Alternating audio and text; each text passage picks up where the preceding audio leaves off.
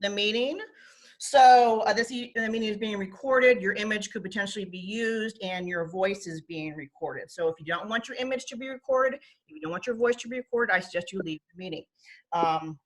Okay, so let's get started. Since we do not have Commissioner Brown here, I'll take the roll. Alex Marriott, I'm going to unmute you. Okay. All right. 6001. It's still muted. Wait, wait, hold on. All right, did you get it? Yep. Alex Padro. Okay. Hang on. Yep, I got to jump on the meeting. All right, I'll catch you. Okay. 6001. Present. Okay, 6002. Oh, I'm sorry, Commissioner Brown.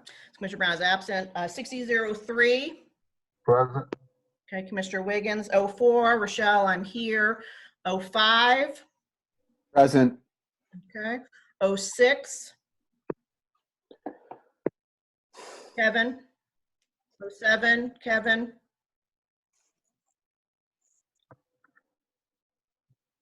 Was Commissioner on. Rogers. Okay. So I'm going to ask that if Commissioner Judd or Commissioner Rogers are in the room, I don't see them, that they use the raise hand feature. I want Ed and Marcus to look for Commissioner Rogers and for Commissioner Judd. They might be calling. They're supposed to call in, look for the little raised hand, or press *9, Commissioner Rogers, Commissioner Judd. Let's get started. So I need approval of the agenda. I'm going to share the agenda. 1 second.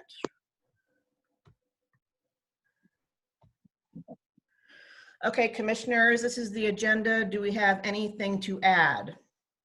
Yeah, we need to add the settlement agreement with Playoff Pizza. Okay. Anything else, commissioners? No? Okay, calling for a motion. I move the ANC 6E, accept the agenda as written, plus the settlement agreement. Okay, do I have a second?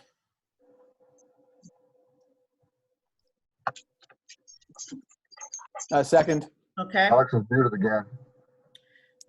Alex. Alex. Yeah, wait, Okay, yeah, there we you keep go. muting me. All right. All in favor? Aye. Aye. Aye. Any noes? No. Okay. So now I'm looking for, we're going to talk with the police. I need to, if the commander or who's ever calling Captain Kim from 3D, or I have supposedly Lieutenant Alderman from 1D that are supposed to be on. Do we have, I need them to raise their hand. Marcus and Ed, do you see Captain Kim? Yeah. 6775, last four. Okay, you want to let him in? No, you asked if raising hands. Yeah, so can you, who has their hand raised? Looking for Captain Kim or the lieutenant from 1D? Okay, he's unmuted. Okay. All right, this is Captain Kim. Can you hear Hi, me? Captain Kim. So we're going to start with 3D. So let me, before you begin, Captain Kim, for people who are on the phone who are not familiar, 3D is the area that is north of New York Avenue. So this would be my area, this would be Commissioner Padro's area, Commissioner Brown's area, and Commissioner Wiggins' area. Go ahead, Captain Kim. Okay, this is, thank you, Commissioner. This is Captain Kim, 3rd District. I'll start off with some of the significant events in the 3rd District in the 6E area. On May 4th, on April 29th, our units responded to the 200 block of New York Avenue for sounds of gunshots. When our units arrived there, we did locate an adult male unconscious and suffering from a gunshot wound to the head. He was transported to a local hospital where he was pronounced Our units in our homicide division have done some great work on this thing. Really pleased with where the investigation has gone, working some really good leads, and we hope to have this closed quickly. That's all I can say on that because it is an open homicide investigation. The other incident that actually occurred on April 21st, this was of high concern here.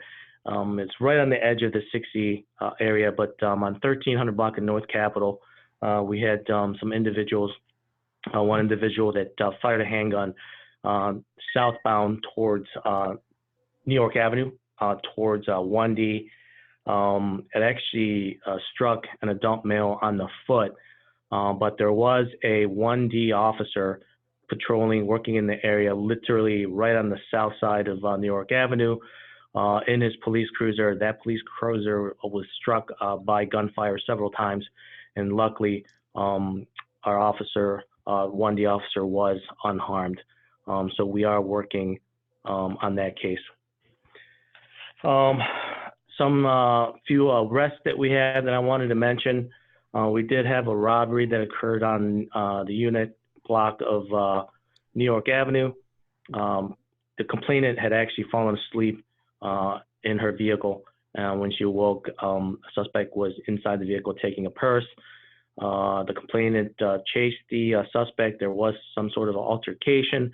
Our units actually canvassed the area immediately, located the suspect, and he was positively identified by the complainant and arrested for robbery.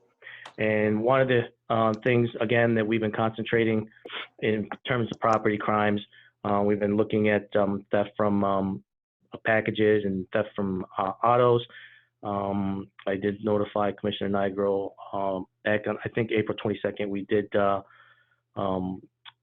officers were patrolling and got a call for suspicious person, and while canvassing, observed a subject tossing a package. As soon as they saw our officers, we stopped the individual, recovered the package, actually canvassed the area, located a vehicle in the 200 block of N Street with broken window. The subject was arrested for theft from auto in that case. Wanted to talk about some of the numbers for this year. I know we're frustrated with the violent crime, the recent violent crime with the homicides. With that aside, the numbers are looking good this year. PSA 307, which is on the west side of 7th Street, in terms of robberies, year to date, that's in comparison to last year, robberies are actually down 64% in 307. And in 308, we're down 20%. And violent crime in 307 is down 38%. 308 is 17% down. Theft from autos, 307 we're down 55%, and in 308, 44%. So total, I'll give you total numbers. Violent crime or total crime numbers for 307 is down 29%, and in 308 we're down 28%.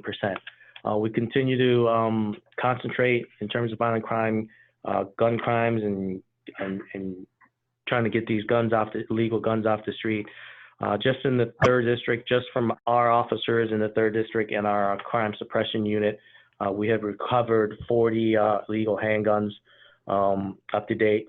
And just as about an hour ago, our gun units were in the area and stopped the individual, and we recovered a handgun from the 1300 block of 5th Street Northwest.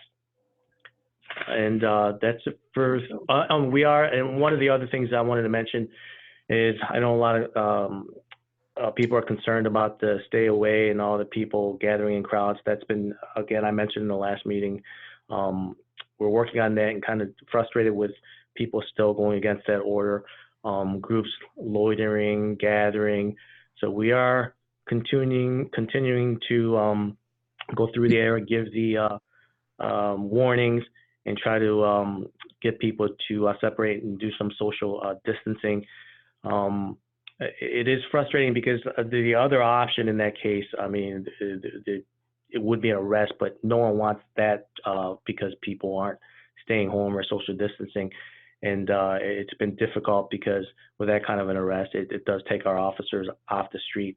And in that instance, the person would be out within an hour or two. So we're really trying to actually do it in terms where it works out for everybody and we can get compliance. I know we've been concentrating, we've been getting a lot of complaints in the 7th and O and 8th and O area. And when I'm done here, I have Sergeant Terestri here with me. He's been doing a great job over there, so I'll let him speak on what he is doing in that area. Until then, do we have any questions? So, Captain Kim, you know what I'm going to talk about. So I'm going to talk about the murder that was in my area. It is terribly upsetting. You know, you and I both know, as do the rest of the commissioners, as do the people who normally join us for the meeting when we're in person, that I talk nonstop about that area across New Jersey Avenue. It is horrific that that man was gunned down during the day. Horrific and frightening for myself, my constituents, the area. So I will again implore you to provide extra protection for 6004. I have asked ad nauseum for a foot patrol, and we do not get one. I don't know what to say anymore. And Commissioner, I mean, we do, and as I always say to you, and as the commander does, I mean, we have a high concentration of officers down there.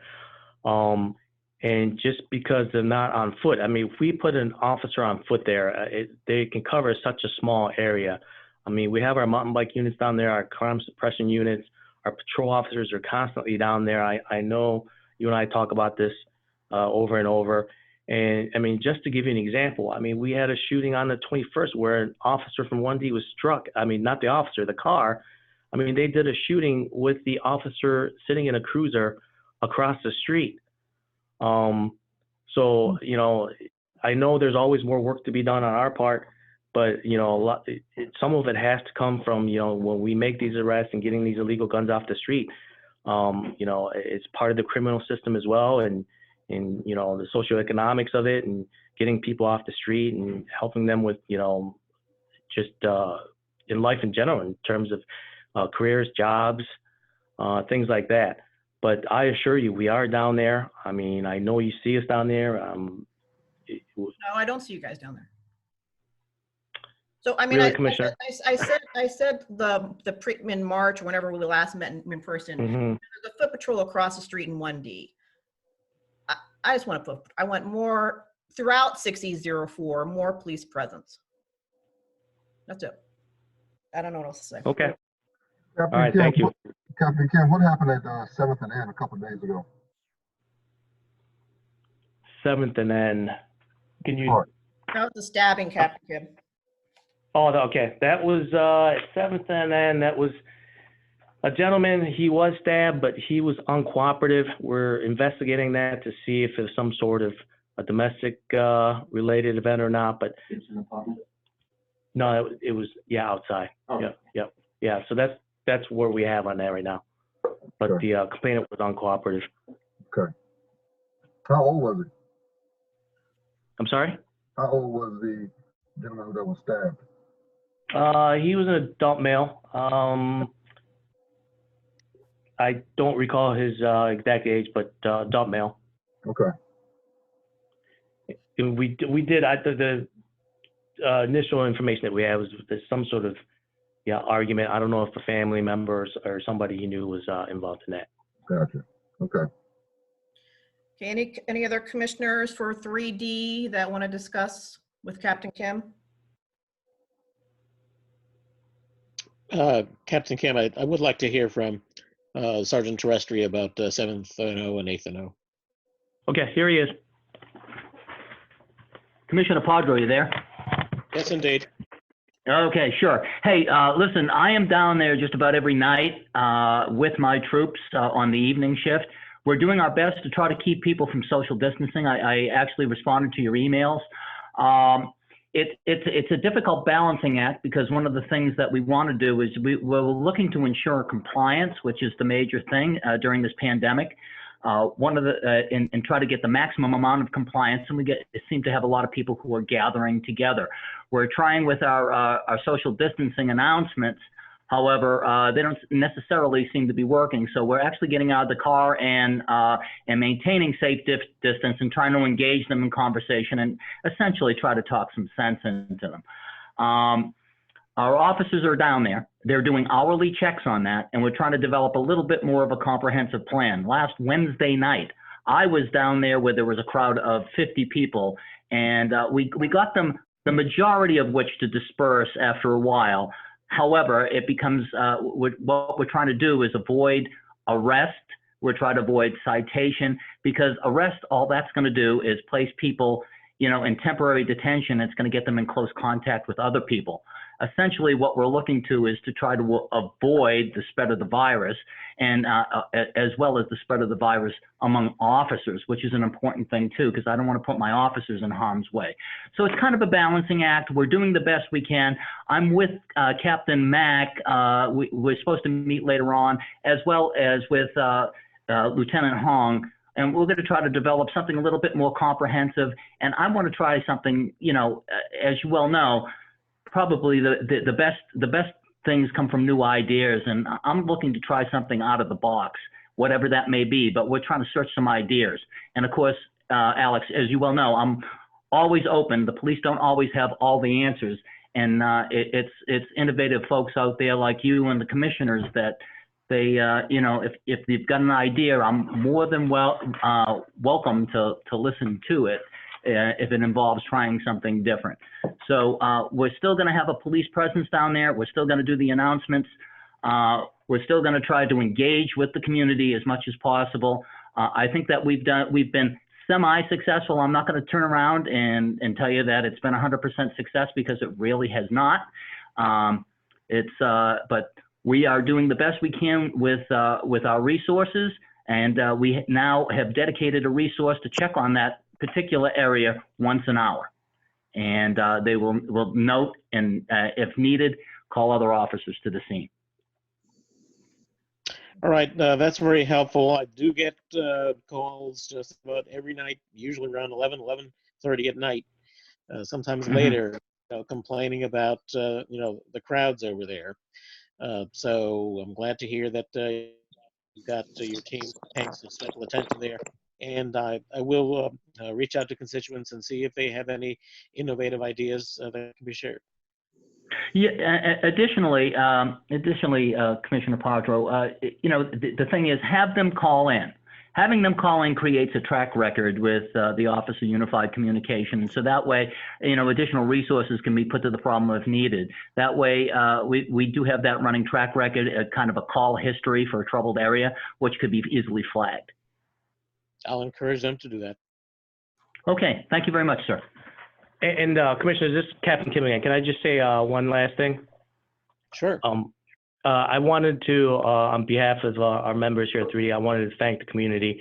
We've been getting a lot of support during these difficult times, and I know some citizens that actually have provided meals and lunches for our members, and we are really appreciative. And Commissioner Wiggins, I wanted to thank you.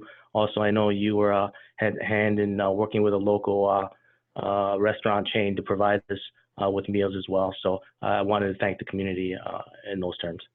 You're welcome. Glad you guys enjoyed it. Yeah, our businesses are happy to support our men and women in blue. Thank you. Okay, so any other from the commissioners? Otherwise, I'm going to open up to the community. No? Okay, so this is 3D. For people on the call, this is the area that is north of New York Avenue. So if you want to address Captain Kim for 3D, I need you to raise your hand. Use the little raise your hand feature, or press *9 if you are on the phone. Okay. Ed and Marcus, do you see any raised hands? I don't see any. No. Okay, I don't see any. Last call. Okay. All right, so let's move to 1D. This is the area that is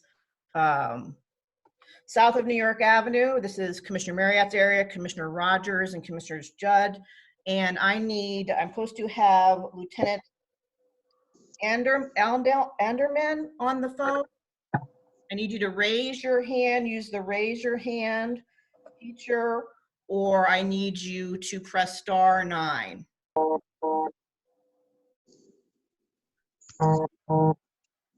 Okay, Ed or Marcus? Yeah, there's a couple of hands up. Oh, I don't see them. Go ahead and take one away, Ed. Which one? Pick one.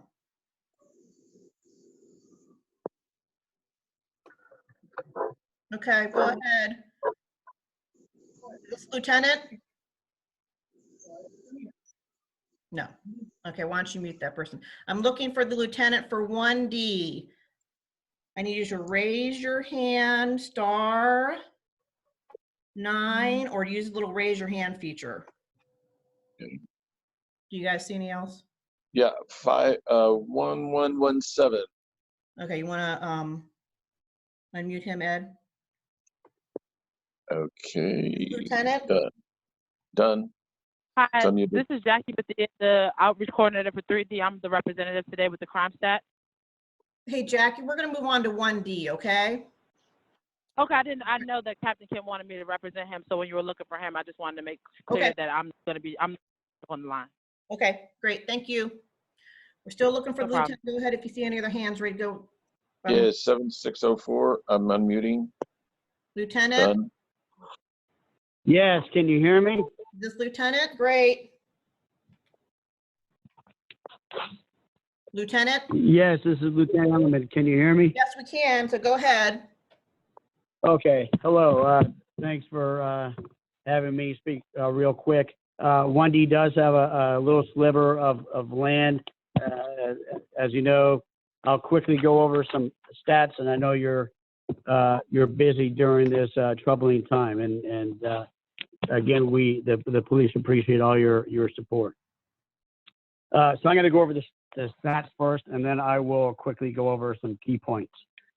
So regarding the last 30 days within the 1D area of ANC 6E between April 5th to May 4th of this year, we had 2 homicides, which I will talk about after this.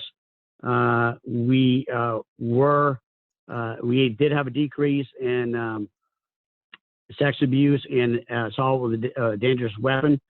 So we did have a decrease in those areas. We had a major increase with motor vehicle theft, which I will talk briefly about as well. However, we had a significant decrease in theft from autos.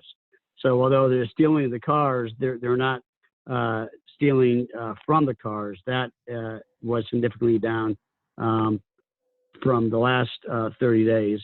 The thefts are pretty much stagnant throughout. For the most part, the numbers are fairly similar with a little bit of an increase. And the second category I'm going to go over is this 30 days compared to the last 30-day crime comparison. As I mentioned, we did have 2 homicides, which I will talk about this afterwards. Significant decrease from ADWs. We had 5 last time. We have 0 now. Regarding burglaries, we do have 2 this time where we had none last time. The motor vehicle thefts I had already mentioned, there's a significant increase in that category. Theft from autos in this category are about the same, 6 compared to 5. So the numbers are a little bit higher than the 30 days from April 5th to May 4th. This is an increase, a little bit higher increase in this statistical category. Let me go over some key points regarding some of the raw data. Basically, there were 33 offenses over the last 30 days. Compared to the same last 30 days, there was a little increase, like I talked about. There was an increase of 7. And compared to the previous 30 days of this year, there was an increase of 10. Now, let me talk about the 2 homicides, because I know this is very troubling. So we did have 2 homicides that occurred within the last 30 days. We had one at the 1200 block of North Capitol Street, and we have one at the 900 block of New Jersey Avenue, which I will talk about in a little bit as well. It was actually closed. The individual came in and turned himself in, and that actually was cleared by arrest. He came into the first district station. So the homicide that was cleared by arrest took place at the 900 block of New Jersey Avenue Northwest. Okay. Does anybody have any questions regarding that specific homicide since it was cleared by arrest? Commissioners? Question. Actually, I had a, sorry. I had a question about the auto thefts. Has there been any arrests regarding the thefts from auto and auto thefts? Okay, I haven't even talked about the auto thefts yet. Let me see regarding the auto thefts. I don't have any information offhand regarding some of the auto thefts, other than, if you could give me a second. Let me see. Yes, I'm actually busy in a meeting.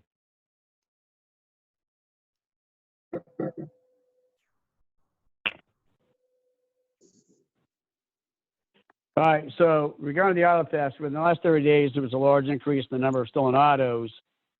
Compared to last year, the number of stolen autos increased from 8. So basically, we had 1 during the last year, and we had 9 now.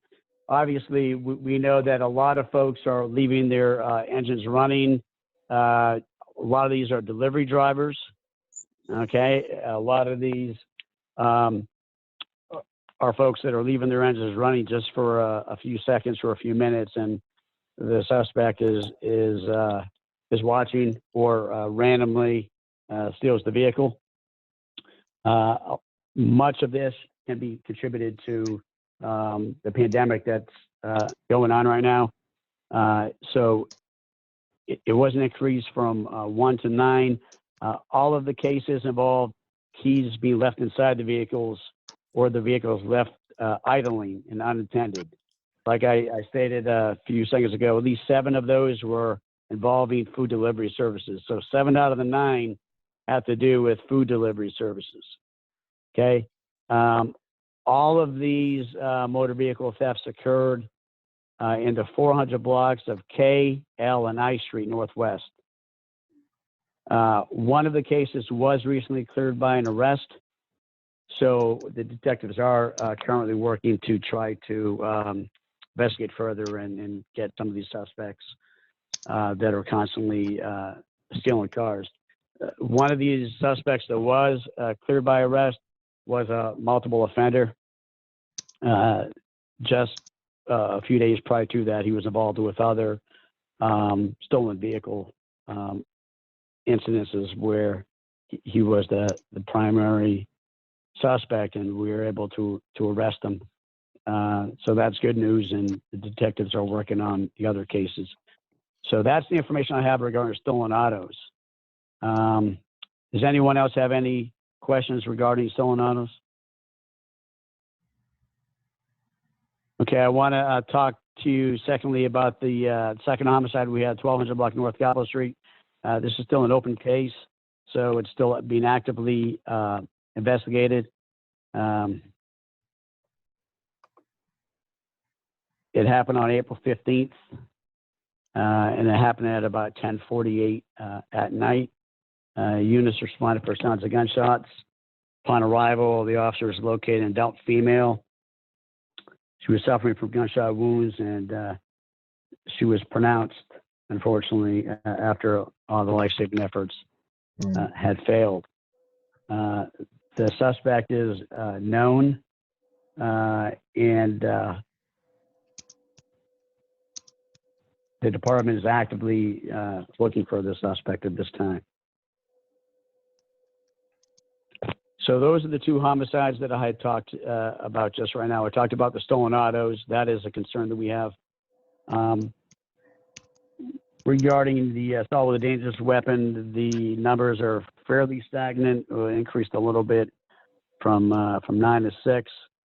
4 of those this year are domestic related. So due to the crisis going on, a lot of the incidences that we see violent wise at least happen indoors and are domestic related. Does anybody have any questions regarding some of the ADWs that have been happening in the first district? Commissioners? No. No. Okay, we similarly, we did have, we only had 1 robbery within the last 30 days. Although year to date, the robberies have increased significantly from 7 to 1. The last robbery within the first district within ANC 6E occurred on April 25th, and there's been no robberies reported since then, so that's a positive. Theft from autos, like I had stated before, is actually on the decline, which is great.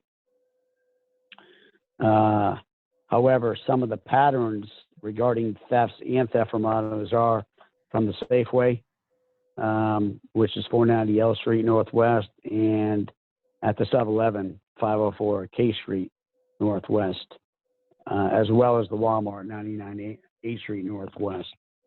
A lot of these instances are happening either inside some of these retail establishments where the suspect is actively confronting the security guard or SPO, and violent crime happens, or it happens in the parking garage or the area adjacent to some of these establishments.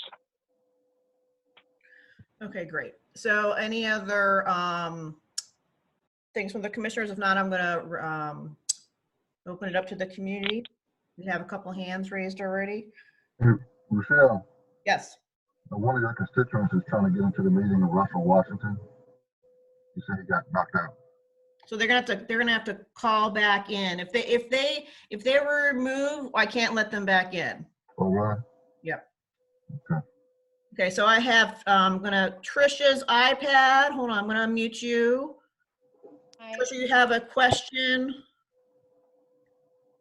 I'm a board member at the Sonata. Okay, great. Hi, everyone. Thank you for doing this. I'm also a physician in the community, and I've been coming out pretty late from the hospital. I work at GW, and I've made at least, for the whole community, the Sonata, about 10 phone calls and 311 regarding the increased homelessness activity, particularly the same recurring individuals, and it's been noted that there is potential drug trafficking, 2 individuals shooting in the arm in the back alleyway between the Madrigal and the Sonata. So the entrance between 4th Street and 3rd Street. This individual is the white male who apparently we had called DC Homeless Services before and tried to get him some help, but still a recurring issue. There's also noted sex trafficking at 3 p.m. in the afternoon. Again, a police report was filed. And then finally, I spoke to Kenyatta regarding the recurring individual in front of Papa John's at the light, who seems to have some mental health issues, screaming in the middle of the night. And again, all these complaints were made to the police for report. So I just wanted to alert it to, I know that many of you may already be aware of it, but it seems to be recurring. Lieutenant? Yes, thank you. Yes, a lot of these calls are frustrating as the police do show up on the scene. Often they take a report. Sometimes they make an arrest when necessary, and then the very next night or a couple nights later, the same individual is back. And Captain Kim had alluded to this earlier. A lot of these issues, the police do the best that they can. We try to clear the area of any criminal activity, deter criminal activity, as well as provide social services. However, oftentimes that's not enough. And that's why often you see these repeat calls with these repeat people, because they're not getting the services that they need from the social services that are offered or should be offered to them through the city. However, anytime a 911 call does come in, the police do respond. And during these troubling times, we are doing our best to deter some of this activity. Thank you. Is there anything else that we should tell the community aside from making the phone calls and having it recorded for the formal reports? Some members of our social work team, and then we have a couple of members who work in the building, had tried to approach the young individual to get him some help. And he had just kind of like walked away.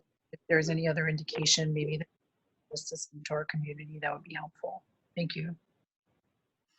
Okay, thank you, Lieutenant. Thank you, Tricia. I'm going to mute next. What's name? Call in user. Okay. So this is for if you have a question for 1D. Go ahead. Hey there. Thanks for unmuting me. This is Commander Kane. I'm the commander of the 1st District. I've been listening, and there are a couple of things that I want to mention to you all to expand a bit on the lieutenant's report, if that is okay. Yes, please. I'm very happy that you called in. No problem. Okay, so a couple of different things. I heard the complaint about the Sonata, and I do want to learn more about the sex trafficking that was mentioned. So I do think we should talk offline about that if you can give me a call or either email me, morgan.kane@dc.gov, because that's pretty significant. Regarding the homelessness issue, we work very closely with our partner agencies and the nonprofits to reach out to our homeless population to connect them to services. But you have to remember, they may not necessarily want to connect to those services, and we cannot exactly force them to do that. So that's something to keep in mind. But if there's somebody specific that you're concerned about, send that to me, and I will ensure. I would bet that our outreach services coordinators are very familiar with the folks, but if there's someone of concern, let us know and we can forward that over. Same thing with the drug issues that you are expanding upon in this call. Just send me, if you can, email me a list of the concerns that you have, because I want to make sure that we're following up on them.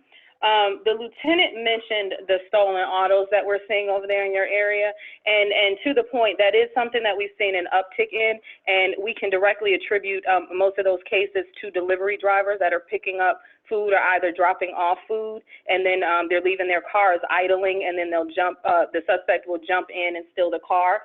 Mr. Brown Jr. that he discussed that we arrested last week, he was a repeat offender, and he had actually been up in that area scoping out the delivery driver when he jumped in, and there was a wonderful citizen that called in to report this, and our officers responded really quickly.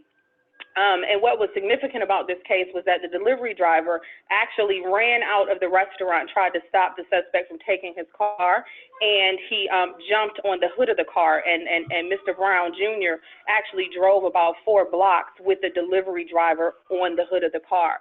So needless to say, the officers got in the area and we were able to apprehend him, and we do think that he is at a minimum responsible for a stolen auto that occurred probably about 2 hours prior to that in the very same vicinity, the 400 block of K Street Northwest.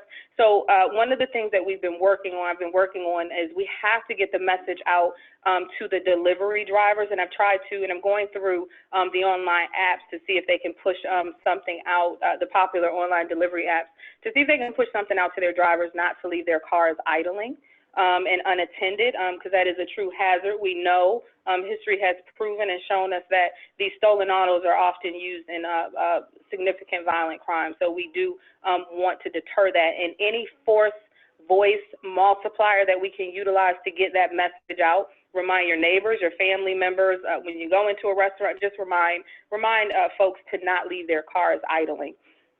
Another issue that we were having up there that we kind of jumped on was that 7-Eleven. It is a beautiful, wonderful 7-Eleven, but from a law enforcement standpoint, we were seeing many issues up there, thefts, assaults, and just some issues that we had to call upon 7-Eleven to rectify. Now I think you all will probably see, at least during the midnight hours, that there's a security guard in there. So that is something that we're mindful of what is being kind of pulled into the community, and we're working to combat that. So just so you're aware, we are aware, and it is something that we're trying to work with the 7-Eleven management on, and actually some of their regional and eastern directors on, to try to alleviate, because we do see an issue there in our stats.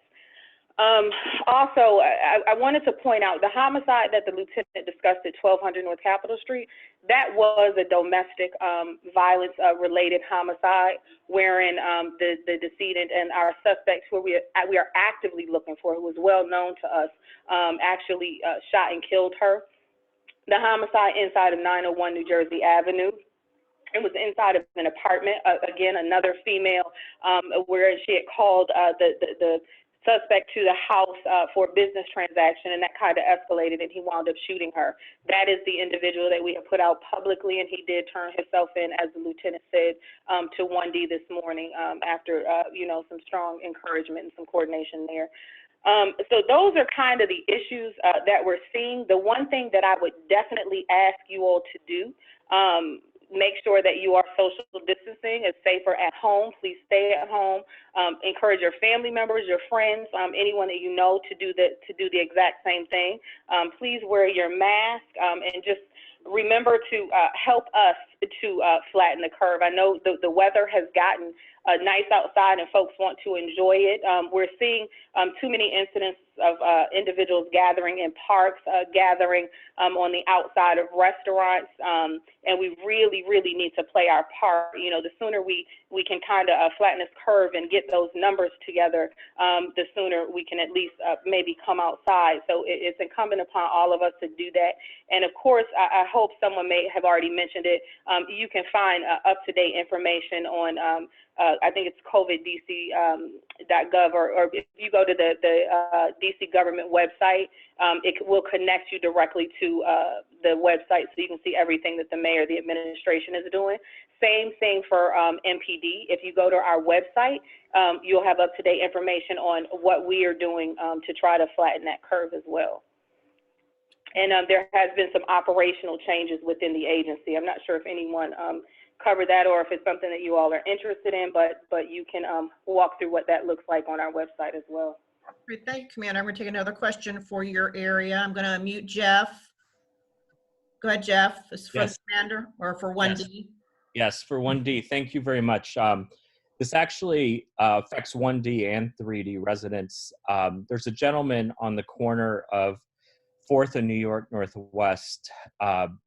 It's become quite troublesome for many of the residents that live here. There's actually a Facebook group that spends time talking about it. With us all being quarantined and trying to follow your advice to stay home, and many of us are forced to work from home, and there are no coffee shops or anything anybody can do to get out of the house. We have a gentleman that's playing the trumpet quite constantly for many hours at a time. Sometimes he moves down by Safeway, but he's often at the corner of 4th and New York. It's very loud. It's definitely above the 60 decibel limit. There have been many calls into the police. I'm one of the later callers calling in because I was trying to avoid spending police time on this. Many residents have tried to reason with him. I know even one resident that's given him $50 and food, trying to convince him to pick a new corner. But this is really I hate to use the word, almost a torturous feeling now. And I think there's other callers on the line that are experiencing this, but I've actually called in the police and had a police officer call me back and refuse to come, saying there's nothing he could do. He even misquoted the noise act that DCRA has posted on their website. So that was very frustrating to me, but I'm just asking for some help from the police to stop this man from playing so long, constantly outside our windows. So thank you. Let me say this. Can you guys still hear me? I haven't been muted, Yes. have I? Yes. Okay. Let me say this to you. I can certainly appreciate your frustration. And one of the things that you mentioned, and I always ask, since we have so many folks at home, I do ask that if you see an in-progress crime or something about to happen, that you give us a call. We've actually caught some folks in the middle of committing a crime. Folks are at home and they're looking out their window and they see something and they give us a call. And that does include, theft from autos or thefts or package thefts and things of that nature. So I'm going to take that moment to kind of put that plug in there. We do want to hear from you. So on the aspect of the gentleman playing the trumpet, unless it is during the noise at night hours after 10 p.m., there really is not anything that we can do short of trying to encourage him to leave. And I tell you from the vantage point of dealing with the musicians that are in Chinatown, there are residents over there, and I can tell you that I spent a lot of time trying to find a law to enforce and an agency that would enforce it.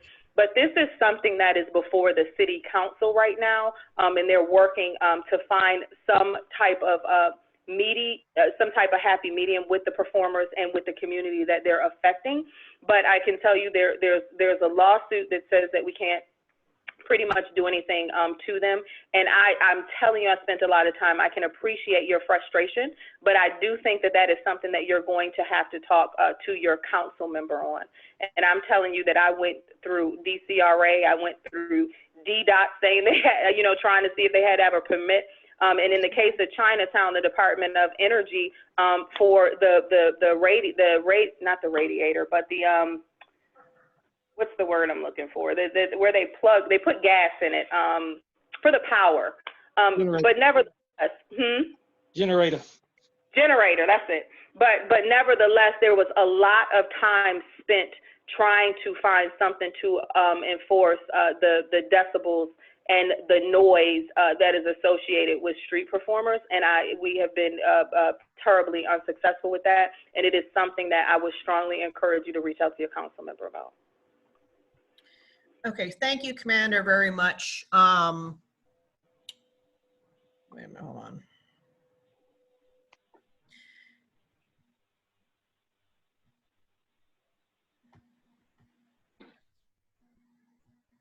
Jeff, did you have something else for the commander or no? Yeah, I thank you for that additional context I wanted to say, because I think part of the frustration is when we're reading the Noise Act, it's specifically saying musical instruments anytime above 60 decibels. And so yeah. that, I think, has us frustrated. So that additional context of the lawsuit is helpful to know that. And I'm telling you, I've tried to get decibel readers out. I feel like I don't think I left many stones unturned in trying to resolve that issue. And at the end of the day, it's something that the council has to act on. Thank you. Great, thanks. Okay, so I'm going to mute Aaron. This is for 1D. Yes, she indicated earlier about the social distancing. And as the weather gets warm and as children are in and there's no more school, and they come out, how are you going to enforce that? I'm hoping you're not enforcing that with detaining them or calling their parents. How are you going to enforce that? I'm sorry, how are we going to enforce what? Social distancing. Amongst the juveniles? But amongst juveniles, amongst adults, when this weather gets warm, we're coming out. We're not staying in. We're not going to stay in. I hope you, that is my strong message to you, because this is, hold on. This is a health pandemic. So we have to, this is a crisis. So we have to take some responsibility, and we have to police ourselves and be accountable for our neighbors, for our families, for the first responders to be able to get this virus under control with these numbers. So I would please, first and foremost, encourage you, beg you not to come out. Okay, so that's our first step, is we have to have some account. People are legitimately, this virus is killing people. It's killing family members. It's killing loved ones. This is not a joke. It is a health pandemic, and we need to treat it as such. So I'm going to start there. So there are, if you've seen what we've been doing in 1D, we've had to close down the streets around the wharf. We're at Lincoln Park, trying to enforce social distancing up there. There are three reasons the mayor said that you can come out, to go to work, essential exercise, and, to go to the grocery store and get the things that you need. So let's not, when the weather breaks, just say that we're going to come out. Let's have some accountability here. This is serious. So we've been trying to, we've been playing the message, warning people, advising people. I've tasked my own community outreach people to come up with a better method so that people clearly understand how serious this is. And so we're working on that as well. But I think between the administration, between the police department, and between, the affected agencies, we are imploring, the mayor has directed, that you all stay, that we all stay in the house. My son has been in the house since it's kicked off. I have a 5-year-old. So we all have to take some accountability and play our part. But are there things written in the law, in the executive order or the mayor's order that we can enforce? Can we issue a 61D? Yes. Can we, if a member, if someone is not, doesn't meet the criteria for a 61D, can we actually arrest them? Yes. Do we want to do that? No. So that's why we're asking you all to respect what the health professionals are trying to accomplish right now, for the health and safety of the community. So that's the message that we need to put out, right? That's the message we need to put out. And we will, we will enforce that. We will reiterate that message, and we'll continue to keep doing what we're doing. In the same token, our officers, have to worry as well, about this virus and taking, things home, taking it home to their family members. We don't get that luxury. You all I'm just imploring you, please stay home. Please do what the health professionals are asking you to do. All right. Thank you, Commander. Appreciate it. So I see area code 404. I see, John, so I see your hands raised, and I appreciate it, but we have got to move on. It's 3 murders and it took a lot of time, so we're going to move on. So I implore you to reach out directly to your commissioner, or to, if you have a police question, reach out to the commanders directly, okay? But we're going to move on. Thank you for letting me jump in. I just kind of wanted to get that message out, those quick messages out. I really appreciate your time. Thank you for letting me jump in. Okay, no, you're welcome. Thank you for joining us, Commander. Okay, so now, folks, we're going to move on. Thank you to the police. We're going to move on to Commissioner Marriott's area with his ABRA support requests. Okay, go ahead, Commissioner Marriott. First up, we have Rasa MBT. It's a new fast casual Indian restaurant on K Street. Do we have any representative from Rasa? Okay, so if anyone's from Rasa is on the phone, I need you to raise your little hand if you're on the video, or I need you to press *9. So we can see you. Press *9 or raise your little, oh, there he is. Okay. Boop. Hi. Hi, how are you? How are you guys doing? You here for Rasa? Yep. Yeah. So my name is Rahul. I'm one of the. You're kind of scratchy. Can you go ahead? Hear me now? Yeah. My name is Rahul. We really can't hear you. Try again. My name is Rahul. I'm one of the co-founders of Rasa. Okay, great. Okay, go ahead, Commissioner Marriott. Oh, okay. Yeah, unfortunately, I can't really hear him. Nonetheless, we asked Rasa to enter into the same settlement agreement we've asked every other establishment to enter into. Essentially, same terms. The hours of operation, 1 a.m. during the weekdays, which are Sunday to Thursday, to close operations by 2 a.m. on Fridays and Saturdays, and to end their sidewalk cafe service at 11 p.m. We didn't have any issue. They didn't have any issue with those terms. I made the recommendation of the settlement agreement to the alcohol committee. Commissioner Padro, do you want to comment on the settlement agreement? Yes, settlement agreement terms were pretty straightforward. We didn't have any issues. We regretted not having the opportunity to have a presentation from the applicant when we had our meeting last week, but we did vote to recommend that the commission support the application. I also note that I did receive a signed copy of the settlement agreement from, I believe, Raul, which I have passed on to Commissioner Nigro for her signature pending a vote in the affirmative. Okay. Commissioners, do you have any questions concerning this application? No? Okay. I'm going to open up for any commissioner, any questions from the community. Raise your hand or press *9. This is about Rasa. No, I don't. I don't mark see any hand raised. I don't see any. Oh, I see one. Thomas, you have a question about RASA? Yes. Okay. Oh. Thomas? I think Thomas is just here to make some jokes. Okay. I would like to move the ANC 6E support RASA's Class C ABRA restaurant license with the condition that enclosed in the settlement agreement, and that the settlement agreement and our approval is communicated to ABRA. Seconded. Okay, Alex seconded. All in favor? Aye.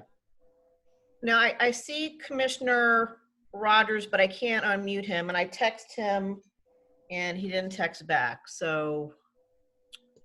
I'm trying to get on. There we go, yay. There we go. Yay, hooray. Hey, Kev. Okay, so. I've been trying to find out how to work this thing, so I heard the whole meeting. Oh, good. All right, Kevin, so are you for the RASA? Aye. Okay, aye. Any negatives, any no's? No. Okay, motion passes. Thank you. Thank you, Mr. Rasa. Okay, next we have the cloakroom, right, Alex? Yep. The cloakroom is asking to keep their establishment open later. It is not asking for a change in the time in which alcohol will be sold. This won't impact the terms of the settlement agreement we entered into several years ago. So I don't have an issue with these extension of the hours, so long as obviously they don't impact alcohol sales or increase those hours. Does the alcohol committee have any comments? The committee did have a discussion with the representative, one of the owners of Cloakroom, and we reviewed the expectations. We understand that alcohol will not be served after 2 and 3 a.m. as required in their license. So the understanding is that this is an accommodation to allow their customers to leave on a more leisurely basis if they want to remain and enjoy food items and entertainment. They can do so, but they are not able to enjoy any further purchase or consumption of alcoholic substances. So the recommendation was that the commission should support the application. Alex, were you expecting anyone to be on the call from the cloakroom? I didn't know if Anthony was going to make it on there. Anthony, are you here? Anthony from the cloakroom, can you raise your hand or press *9? I don't think so. All right, let's move forward then. Commissioner Marriott. All right.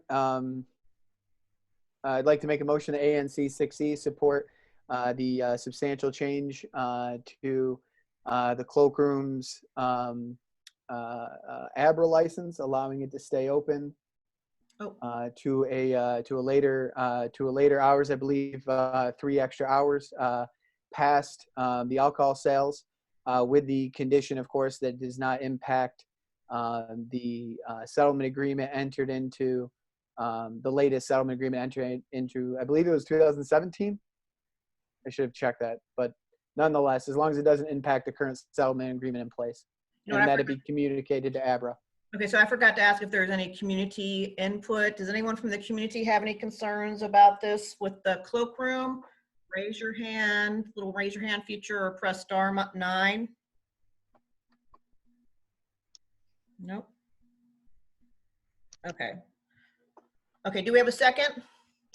Friendly amendment, just to clarify, it's until 5 a.m. You're saying 3 hours would be inconsistent. No, you're right. You're right. Excuse me. I was thinking 3 hours, all right, from 2 a.m. But till 5 a.m. and that we communicate our approval to ABRA. I second the motion. Okay, all in favor? Aye. Aye. Anyone against? One abstention. Okay, Frank abstains. Commissioner Wiggert abstains. Okay, the motion passes. All right, great. Thank you. On to the next one, Commissioner Marriott. Yes, the AC Hotel. The AC Hotel was, this has been a long time coming. We actually entered into terms for the operation of the rooftop bar years ago, I believe in 2018, with Douglas Development, and we made it part of our approval of some of their BZA requests. So they have revised their application that will not permit that will not permit any entertainment on the rooftop bar, on the summer garden, and it will end operations at 2 o'clock.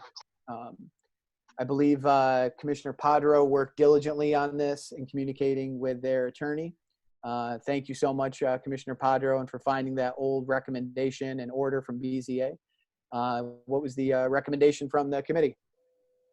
Yeah, so based on the amendation of the application, and we've gotten that in writing submitted by attorneys for the applicant to ABRA, the committee did support the commission's approval of the application. We should check to see whether or not counsel for the applicant is present and wants to say anything. Yes, I saw Stephen O'Brien. Is it Stephen O'Brien, Alex? Yeah. Yes. Yes. Okay, I don't see his name now. Mr. O'Brien, can you raise your hand? Let me see if this is Mr. O'Brien. Is this Mr. O'Brien? This is Phil Gardner with Douglas Development. Oh, hold on. You're for this. No, that's okay, right. Okay, all right. Let me see who. Is this Stephen O'Brien? Yes, Steve O'Brien. Oh, hey. Okay, great. And I think Phil Gardner from Douglas is on also. Yep. Correct. And I don't think we have anything to add to what Commissioner Padro said. No. Okay, great. All right. Any other questions from the commissioners? Any questions from the community? Raise your hand or press *9. Nope. Okay, Alex, why don't you go ahead and make the motion? I propose that ANC 6E support the AC Hotels Retailers Class C Hotel ABRA license. And Friendly it's amendment. communicated to the ABRA board. Friendly amendment. That's we support the application as amended. Yes, as the application currently stands. Second. Okay. All in favor? Aye. Aye. Any nays or any abstentions? No? Okay, all right, motion passes. Thank you. All right, so let's move on to. Wait, we got one more. We got one more. You do? Who's that? Yep, we got the playoff pizza. Oh. Okay.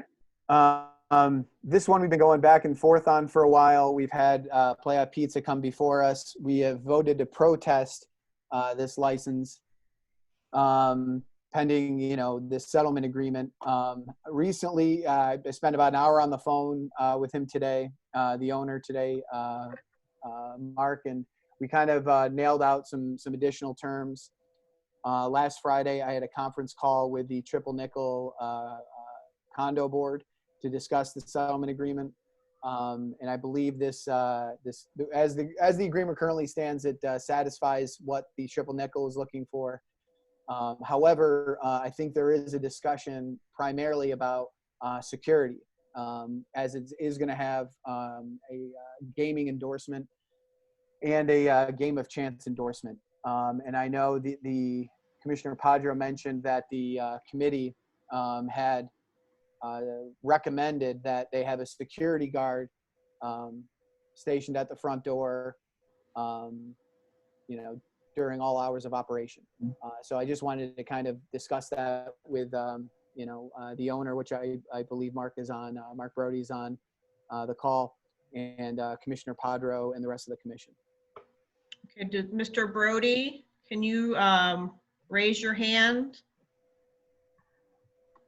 Or either press *9. Oh, there he is. Mr. Brody? Yes. Okay, go ahead. Can you hear me? Yep. Yes. Excuse me. So what Alex and I had spoken about was having security if there's a cash cage there. And that's what the law requires. And we're not initially planning to have a cash cage, but we will have some sort of security in the evenings, on the weekends. But unless it's crowded, we don't plan on having major security there.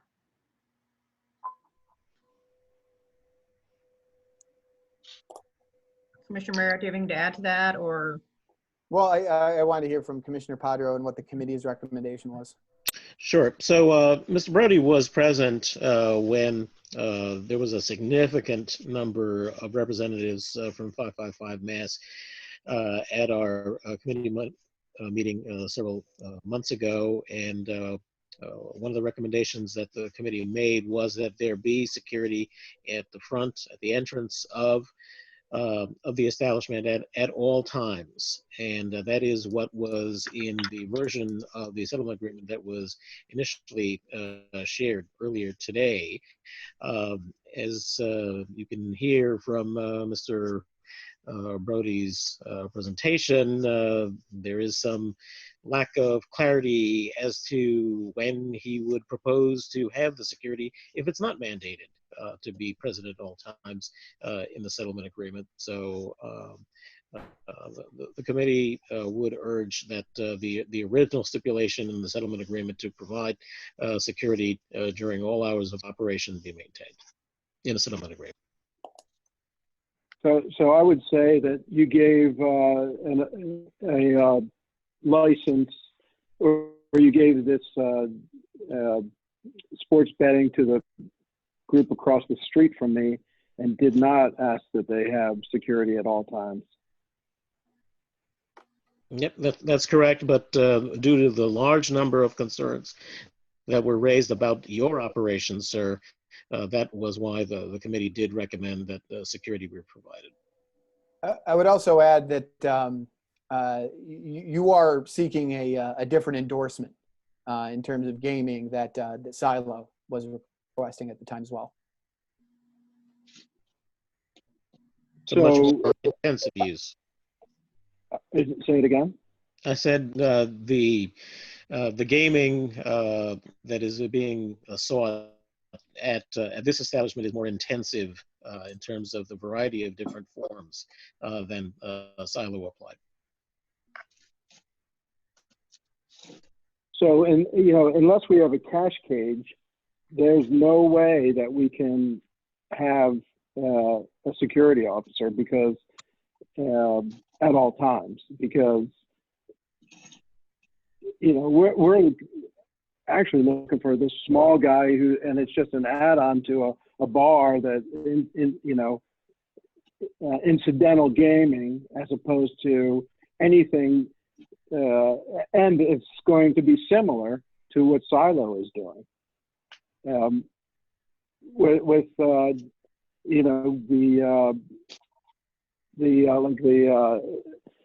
kiosk machines and the app. It's not, unless there's a cash cage, it's no different than what they're doing. So Silo, if my recollection is correct, does not propose the Dragon kiosks that you're adding. So that, as I said, that's a more Dragon kiosk is not a sports betting game. You guys are confused on what this Dragon game is. You're adding additional levels of entertainment that are in excess of what Silo has requested. Okay, but the Dragon game is not a sports betting game. I mean, it's like having a video game. Do you need, if you're going to have a video game, do you need a security guard for a video game? The concern that was expressed was that the combination of different types of entertainment that you're proposing are an attractive nuisance, And there were concerns that were expressed by neighborhood residents and committee members that live in the neighborhood that there could be issues related to your operations and loitering outside of your establishment that would be addressed by having security present. Yeah, I can't agree to that.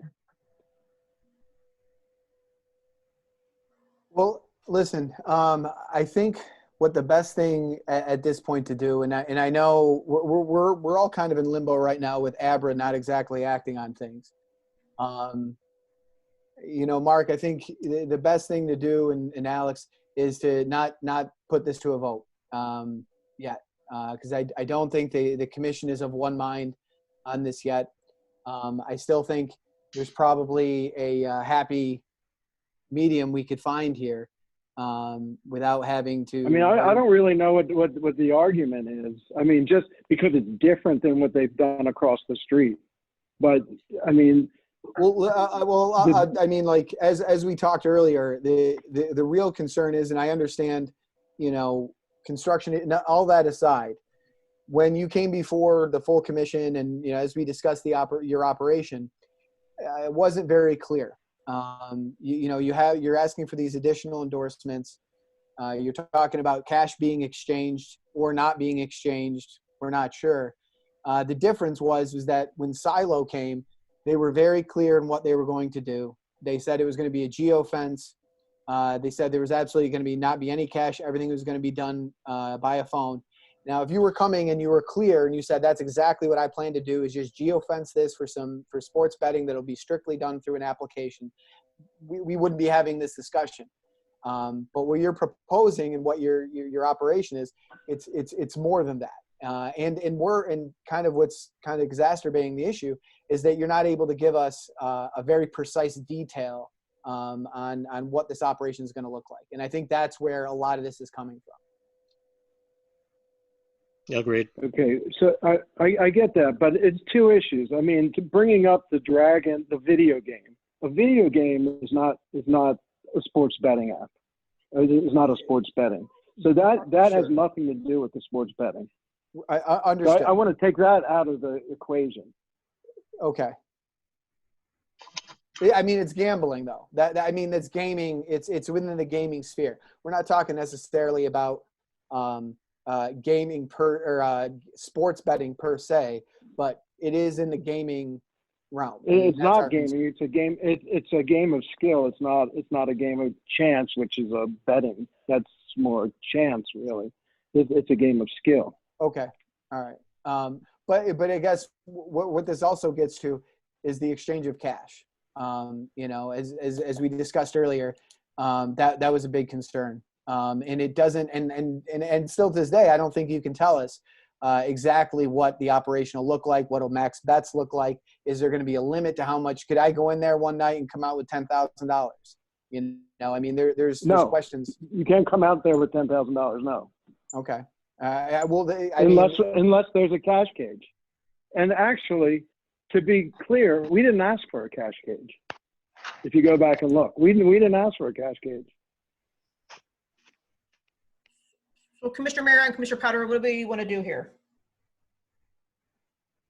Well, I think the best thing to do at this point is to still table this, and you know, I know it's frustrating, and I apologize. You know, if we can come to terms, if we can, you know, discuss this and make the community a little more smooth, if we can have very defined details of the operation that'll put people's mind at ease, I think we can come to a very reasonable settlement agreement, and we can move forward. And you'll be able to, you know, move forward just as quickly once ABRA opens its doors and starts, you know, issuing orders. Yeah, but my issue is I need to plan on construction. And I came before you in March, and now it's May. Well, can you right now give me can we right now get very defined details of what your gaming operation will look like? A geofenced app. Okay. And I believe I asked up to 4 kiosks. Might be 3, but I can't remember now. And that's it. And that includes, and the kiosks include the Dragon game? No, the Dragon game is not that's a separate issue. Right, right. But That's you can still get cash out of it. having a video game. Right, but you don't get cash out of it. No, that doesn't spit cash out. No, that you can't get cash out of that. All right. So the kiosks, you get cash out of the kiosks. Am I right? You may or may not be able to. There's some you can and some you can't. And they're finishing making them now, actually. So this is all new. But I know, and that's what's giving us pause. So if you get cash out, you could probably limit it to $200, like a typical ATM on the corner. There might be an ATM at any corner bank that you can get $200 out. Right, but can you tell us right now what those limits will be and what kind of kiosks you'll have? I gave you copies of it when I presented. I don't remember the exact details of the kiosk. I know you said kiosk, but not like how much money you can get out of it. Will it be one that issues cash? That sort of thing. Remember, we have to move on. Right. So yeah. Listen, Mark, I'm sorry. I think right now the commission can't. Okay. I don't think we have enough details to move forward on this. Listen. If we can get this set up and we can get the details set and make everybody comfortable by next week, even a little later, I will lobby the commission aggressively for a special meeting just for this, so we can get this moving as quickly as possible. I can promise you, I'll do that. I just think tonight we can't move forward. Okay. All right. All right. Thank you for coming. Thank you for calling in.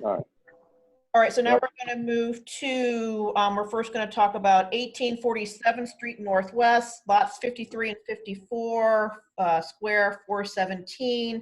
This is actually in 1B, but we are adjacent to it. I'm going to have, I think Miss Batty, here she is. I'm going to unmute her. Hi, Miss Batties. Hi, how are you? Good. So if you want to go ahead and talk about this, and do you want to lead the discussion, Commissioner Padro, once Ms. Batties is done? Okay. I'd be happy to. Okay, Ms. Batties. So yeah, this is an application that we filed. The hearing, the Office of Planning has recommended set down. ANC 1B has issued a letter of support, and the public hearing was actually scheduled for May 14th. It's an application to rezone property at on 7th Street between S and T from RF1 to RF3, which is consistent with the comprehensive plan. It's also consistent with the Duke plan. We have met, we presented twice to the committee, zoning advisory committee. They have not, well, when we left on Thursday, they had not voted on the, whether or not to recommend support of the application to the full ANC. So Commissioner Padre and I have exchanged emails today about an opinion that the Office of the Attorney General penned earlier today. And so we are here seeking the full committee support. I should also note that Troy Balkema, who represents the applicant Square 417 LLC, is his video is up. He's also participating in this meeting. So I'll just stop there. I'll let Commissioner Padro, I know you and I kind of differ maybe on our interpretations of the Office of the Attorney General's opinion. But the application before this ANC, before the committee, as well as the Zoning Commission, is simply a comp plan consistency case. And we believe the application complies with that legal standard of review, and that's what's been issued in the report by the Office of Planning. So with that, I'll stop. I unmuted Troy. Troy, do you have anything to add? No, I think Lyle has addressed at least laid it out pretty clearly. Thanks. Okay. Mr. Padro?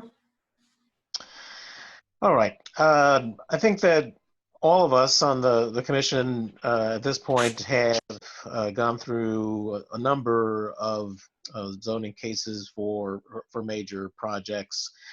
This particular project relates to a half city block of land on 7th Street, immediately to the north of my single member district. And the normal process for the commission's review has been to review a planned unit development. Planned unit development is a zoning process that allows a developer to seek additional density on a site in exchange for having greater involvement by the community in planning and in a number of different benefits that accrue to the community. So we've all been through PUDs.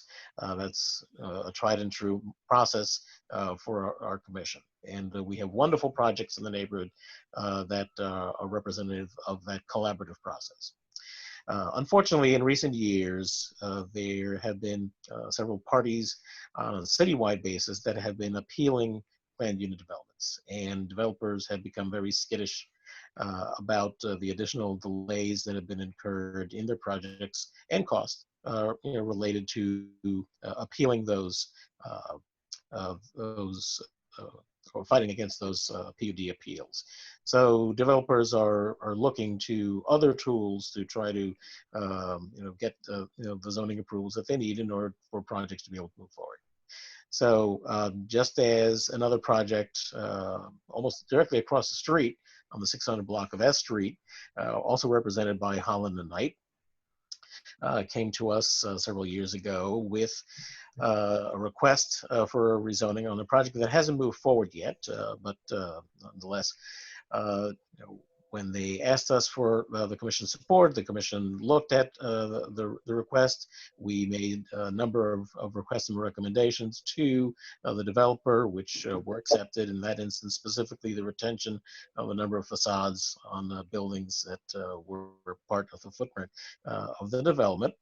Those were memorialized in writing, by the developer, in consultation with their legal counsel, and the commission was able to move forward and support the rezoning. In this instance, unfortunately, we haven't had as smooth an experience in working with the developer in trying to address community concerns. Going back to my first meeting with the developer and legal counsel, I raised a number of issues, the normal expectations of a major project of this type on our commercial corridor, including set-asides for below market rate commercial space to accommodate neighborhood businesses. That was, immediately dismissed. Oh, the project is in its infancy. We're not ready to discuss any of that. Later, after the application had been filed, we recommended that they, talk to neighborhood, nonprofits to address impacts, especially related to Cleveland Elementary School, which is directly across the alley from the development site. I will state for the record that they did reach out to them and made a verbal commitment, which I'm being told that they won't put in writing, because there's some concern on the part of legal counsel, which we can talk about a little further. But certainly grateful for that commitment. And then lastly, we wanted to go through the normal things that we do with every project. We want to make sure that this is particularly intended, as I understand, to be primarily a housing development. So we want to make sure that there is no negative impact on residential parking in the neighborhood. So we, as a matter of course, and commissions across the the city ask developers whether they're engaged in a PUD or not, to state proactively that they will not allow the residents of their apartment buildings to participate in the residential permit parking program, so that those hundreds of additional units are not competing for the limited parking spaces that are available in the area. We ask that developers pledge to to instruct their contractors, construction contractors, not to have their employees and contractors and subcontractors parking in residential parking areas. We very commonly ask for construction not to begin before 8 a.m., which we didn't in this particular instance. But, again, these are all the typical things that we always ask of developers when we're talking about a major development project. So Alex, I'll And pause you. I What do you want us to do? What do we? I'm just going to raise one more point, and then I'm going to go to that. We also wanted to, ask the developer to make that alley, which is technically a 10-foot alley, but in sections is currently 20 feet, to be 20 feet all along the length in order for it to be able to accommodate all the additional demands that are going to be put on that alley in terms of access to underground garages, to loading for the building, trash removal, and easy access of parking for those residents across the way. The response that we got, was, oh, we can't put anything in writing because that would constitute contract zoning. And then, at a subsequent, discussion, we were told that, no considerations could be put in writing because it was not legally allowable. And Ms. Baptiste actually challenged me to contact the Office of the Attorney General to request an opinion, as to whether or not it was legal for the developer to make any, concessions to the community in writing. And of course, the Office of the Attorney General said, there's no prohibition on that, but those are not issues that the Zoning Commission can take into account or make subject to their orders, which I never suggested would be the case. Long story short, this has not been, a great beginning to a relationship with our community. The recommendation of the committee, I don't know if Mr. Brown, chair of the committee, is present to give a verbal report, but we can certainly hear from him. But my recommendation and the recommendation of the committee is that we do not support the application, and that we participate in this case actively, stating our serious concerns about how the community is deprived of the opportunity to have meaningful input into the process because of the lack of cooperation from the developer, which is not relevant to what the Zoning Commission is going to be reviewing, but nonetheless is very important to the community. We've worked very hard for a very long time to have a wonderful relationship with every developer that's come into our community, and this is the first time in the 20 years, 2 decades that I have been a commissioner, that this commission will have, if the action that I'm recommended is taken up, have had to oppose a zoning action that was applied for. Okay, Alex, I've unmuted Tony. Tony, do you have something very brief to say? Basically, Alex has outlined all of our concerns, and we had basically 2 different meetings. January 30th, where we basically based on our discussion.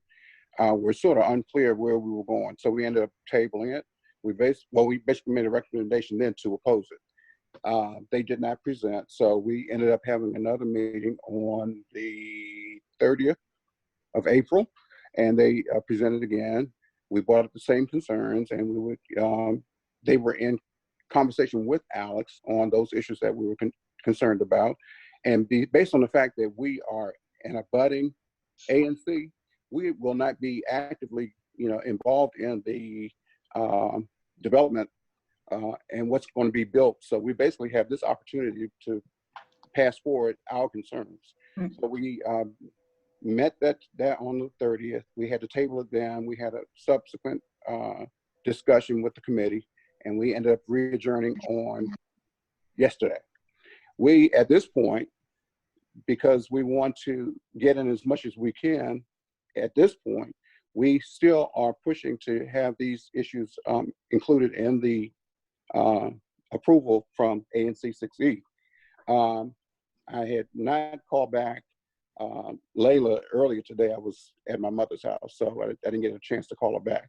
But at this point, having not spoken to her at this point, and I don't know if she and Alex have spoken, we still are at the point that we oppose this, supporting this application. Commissioner Nigro, if I can just clarify a couple of things. So Commissioner Brown, Commissioner Padre and I didn't speak. We had an email exchange, and I just want to clarify a couple of things for the record. Commissioner Padre, we did submit a letter to the Cleveland Elementary School PTA memorializing our support. What I said is that we are not going to put that in the Zoning Commission record because it is outside the bounds of the legal standard of review. The other thing I want to clarify, there's a distinction between the developer proffering certain contributions or whatever, and the ANC saying that they would not support an application unless the developer complies with certain conditions. And it is the latter that is outside of the legal standard of review. And that's, quite frankly, I feel like that's what has, that's the position that we're in. And so I stand to the position that while a developer can legally proffer commitments in connection with an application, it's done all the time in PUDs and BZA cases. ANC cannot condition a rezoning of an application on things that are outside the scope of the legal review. And so with that, again, we have a letter with the PTA. It's not going to go into the record. And with that, I will, I would respectfully request the ANC support. I know your recommendation from the committee is not to support, and we're okay with that as well. Go ahead, Alex. What do you want to do? I make a motion that ANC 6E oppose the rezoning of 1847th Street Northwest, and that we communicate that to the Zoning Commission of the District of Columbia, and that I be designated the ANC's representative to the proceedings. Do I have a second? A second. Okay, Alvin seconds. And I apologize, I forgot. Does anyone have any questions from the community? I apologize. I'll just host. Any questions from the community? Raise your hand or press *9. No, okay. All right, so Alvin second, give a second. All in favor?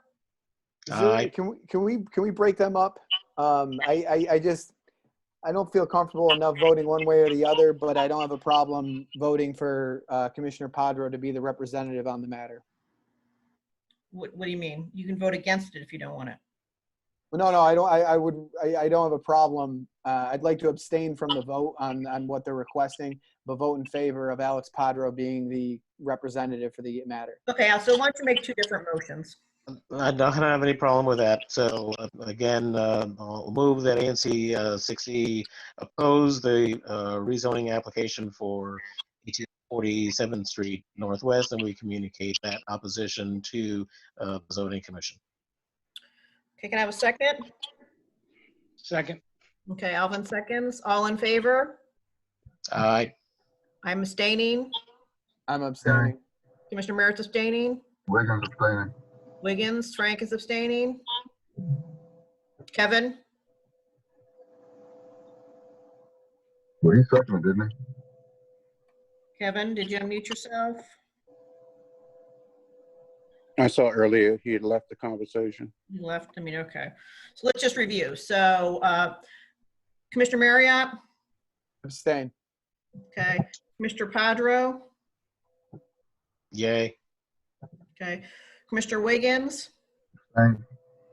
Okay. Commissioner Nigro abstaining. Commissioner Judd? Yay. Good. I can hear you, Alvin. He said yay. Yeah. Yay. Okay, so we have, Can you hear me?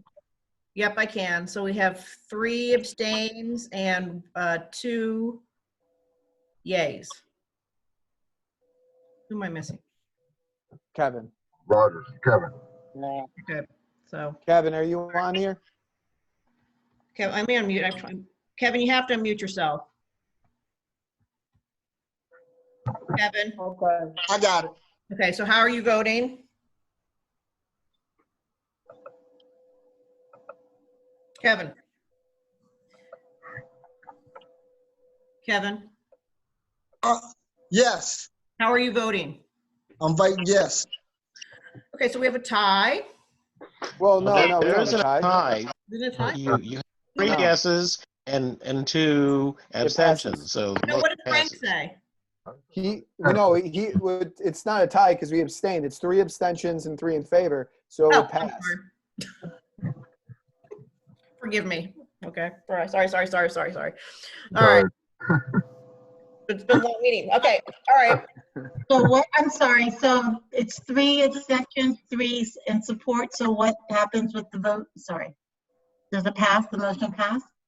The motion to object passes. Okay, thank you. Okay, you hear me? Kevin, Hello? Kevin, we hear you. Can you hear me? Yes, we can. Okay, I was saying yes. Yep, So you're we saying got you. yes? Yeah, no, we got that. Okay, great. Okay, now So we have the second the next motion, Alex. second motion is that I, Alexander Padro, be appointed to represent the commission at the proceedings before the zoning commission. Do you have a second? I'll second it. Okay, Alex Merriff seconds. All in favor? Aye. Aye. Did everyone vote? Kevin? Kevin, did you vote? Yes, I voted. I said aye. Okay, great. This crazy phone ain't working right. Okay, we're glad that we can hear you now. All right. Oh, when I get mad, y'all can hear me. That's right. Okay, so that motion passes. Thank you, Ms. Batties. Thank you, Troy, for calling in. Oh, we have one more. We have Ms. Batties in here for the next one, too. Yeah. All right, so we have one more Ms. Batties still on with us. So this is lot 252, square 20. This is down First Street in Northwest. We're talking about a right-of-way. This is a very old situation, right, Ms. Batty? And this is in Commissioner Judd's area. Yes. Good evening again. This relates to the Sursum Corda PUD. This commission supported that application back in 2015. You had both a vote on the application overall and then submitted separately a letter to the commission that accepted the benefits and amenities package for the PUD. The benefits and amenities package included a dedication of land along the western edge of the property that would be dedicated for the First Street Northwest right-of-way. And so we are now at the stage of going through the process to formally dedicate that land. We filed an application with the Office of the Surveyor the end of 2019, and as they prepare their file to the City Council, they have asked for a letter directly from the ANC directly to the Office of the Surveyor supporting the right-of-way dedication. We gave to them the ANC's initial letter of support with all of the public benefits and amenities, but they have requested that we just do one specific to the dedication of land to the Office of the Surveyor. And so we would ask the commission's support of that letter. Okay. Commissioner Judd, do you have any questions? This is in your area. No, I don't have any questions because it's overdue, but I support the request that 620 be supported and propose the dedication of the land of First Street Northwest. Any other commissioners have any questions? Okay, I'm open up to the community. Questions for the community on this? From the community on this? Raise your hand or press *9. Oh, someone's got a question. Hi, do you have a question about this? Hello? Okay, no question. All right. So, any other questions? No? Okay. So Alvin, why don't you go ahead and make the motion? Make the motion that lot 252 square, 624, requested to report proposals and dedication of the land on First Street Northwest. Approved. Right away. I gotta leave this meeting because Okay. my phone is getting dead. Do I have a second? Who is that being communicated to? Zoning, right? To the- Office of the Surveyor. What? Yeah, to the maker. So, Oh, to the maker. friendly amendment to the motion, and that this could be communicated to the Office of the Surveyor of the District of Columbia. And I will second. Okay. All in favor? Aye. Aye. Aye. Yay, Kevin. All right. Motion passes. Okay, thanks, Ms. Betty's. Thank you. Have a good evening, Appreciate everybody. it. Bye. Thanks for calling in. Bye.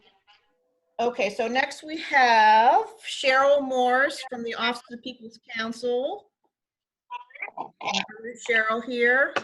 So Cheryl's going to give a very quick presentation for us. She's from the DC Office of the People's Council. Good evening, Commissioners. Thank you for having me. I just want to go over a few things. I know it's late and you've got probably still a lot on your agenda.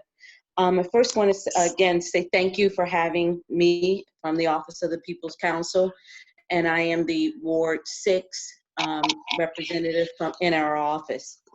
And as Ms. Negro said, my name is Cheryl Morse, and we are an independent agency of the District of Columbia, and we serve as the statutory advocate for DC Water, Pepco, Washington Gas, and local Verizon landline customers.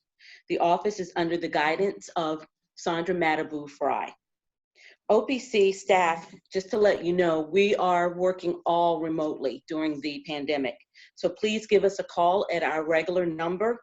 That's 202-727-3071 if you have any problems or concerns about your utilities. You can also file complaints on our website at opc-dc.gov. And again, we'll respond back to you within 24 hours. As I stated, we represent DC residents also for water, and that is new. Actually, we just passed our 1-year milestone last month. And with that being said, all the utilities have agreed to a moratorium. And that was initiated initially in the beginning from OPC. All the utilities started their own moratoriums with their own restrictions and guidelines, as well as the DC Council also put this into law. For DC Water, as I mentioned, the moratorium, if you have any questions, customers with no water are to contact DC Water directly, either online by restore@dcwater.com or by calling them at 202-354-3750. They have also agreed to not cut anyone off who is in disconnection status prior to the pandemic. No disconnections are to happen, as I stated, for the moratorium. Pepco has agreed to extend their moratorium. Currently, I have the date of June 1st. And they are working with customers concerning disconnections. And if you need help from them, please give them a call to set up payment arrangements and so forth.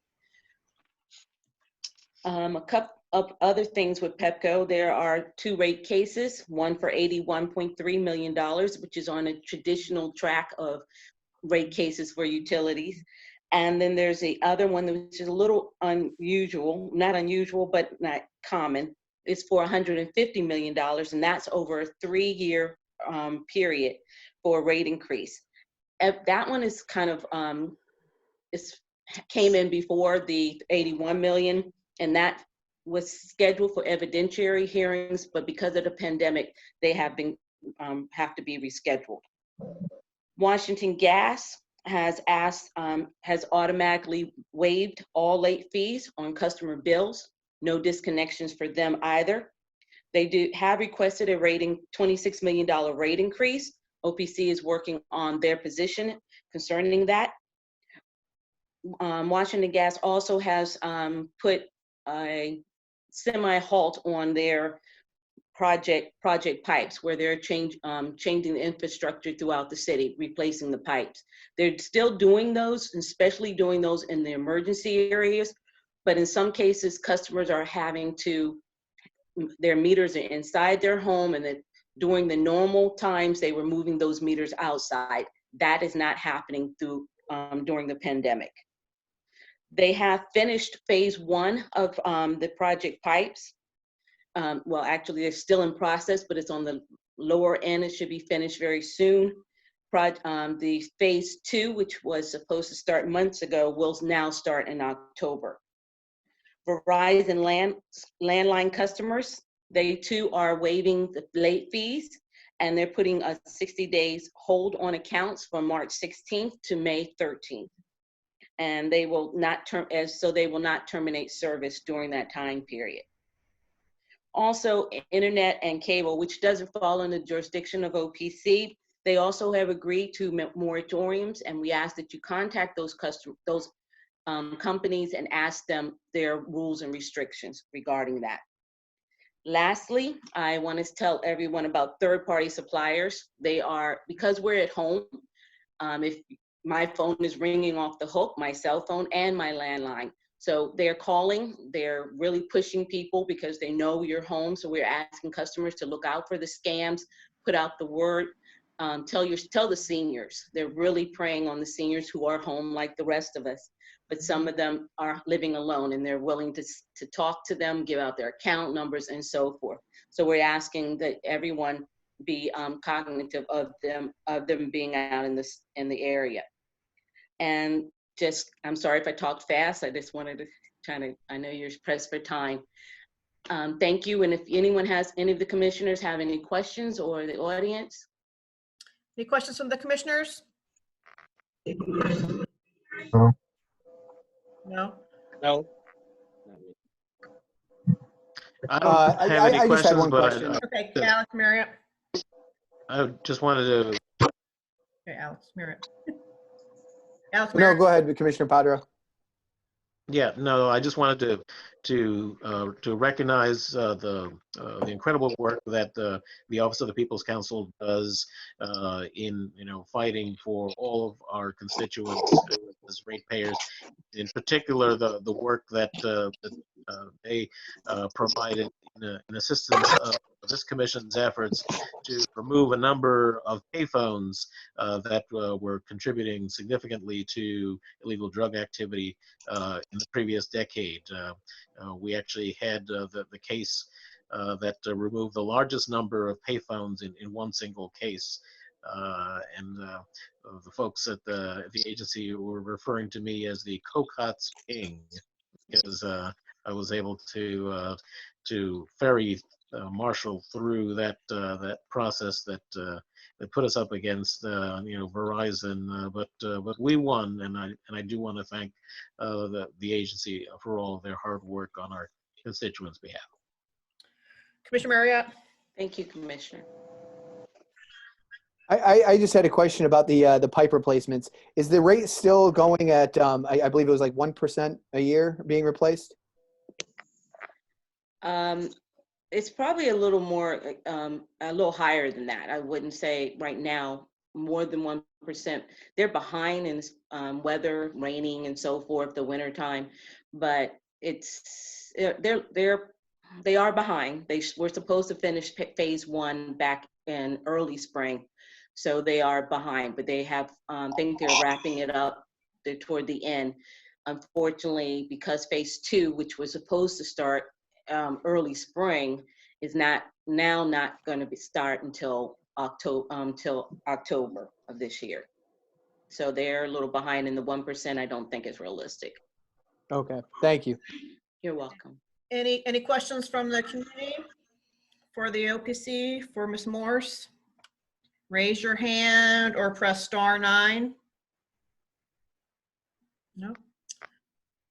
Okay, Cheryl. Thank you. Thank you for having me, and everyone be safe. All right, thank Have you. a good evening. All right, bye-bye. Thank you.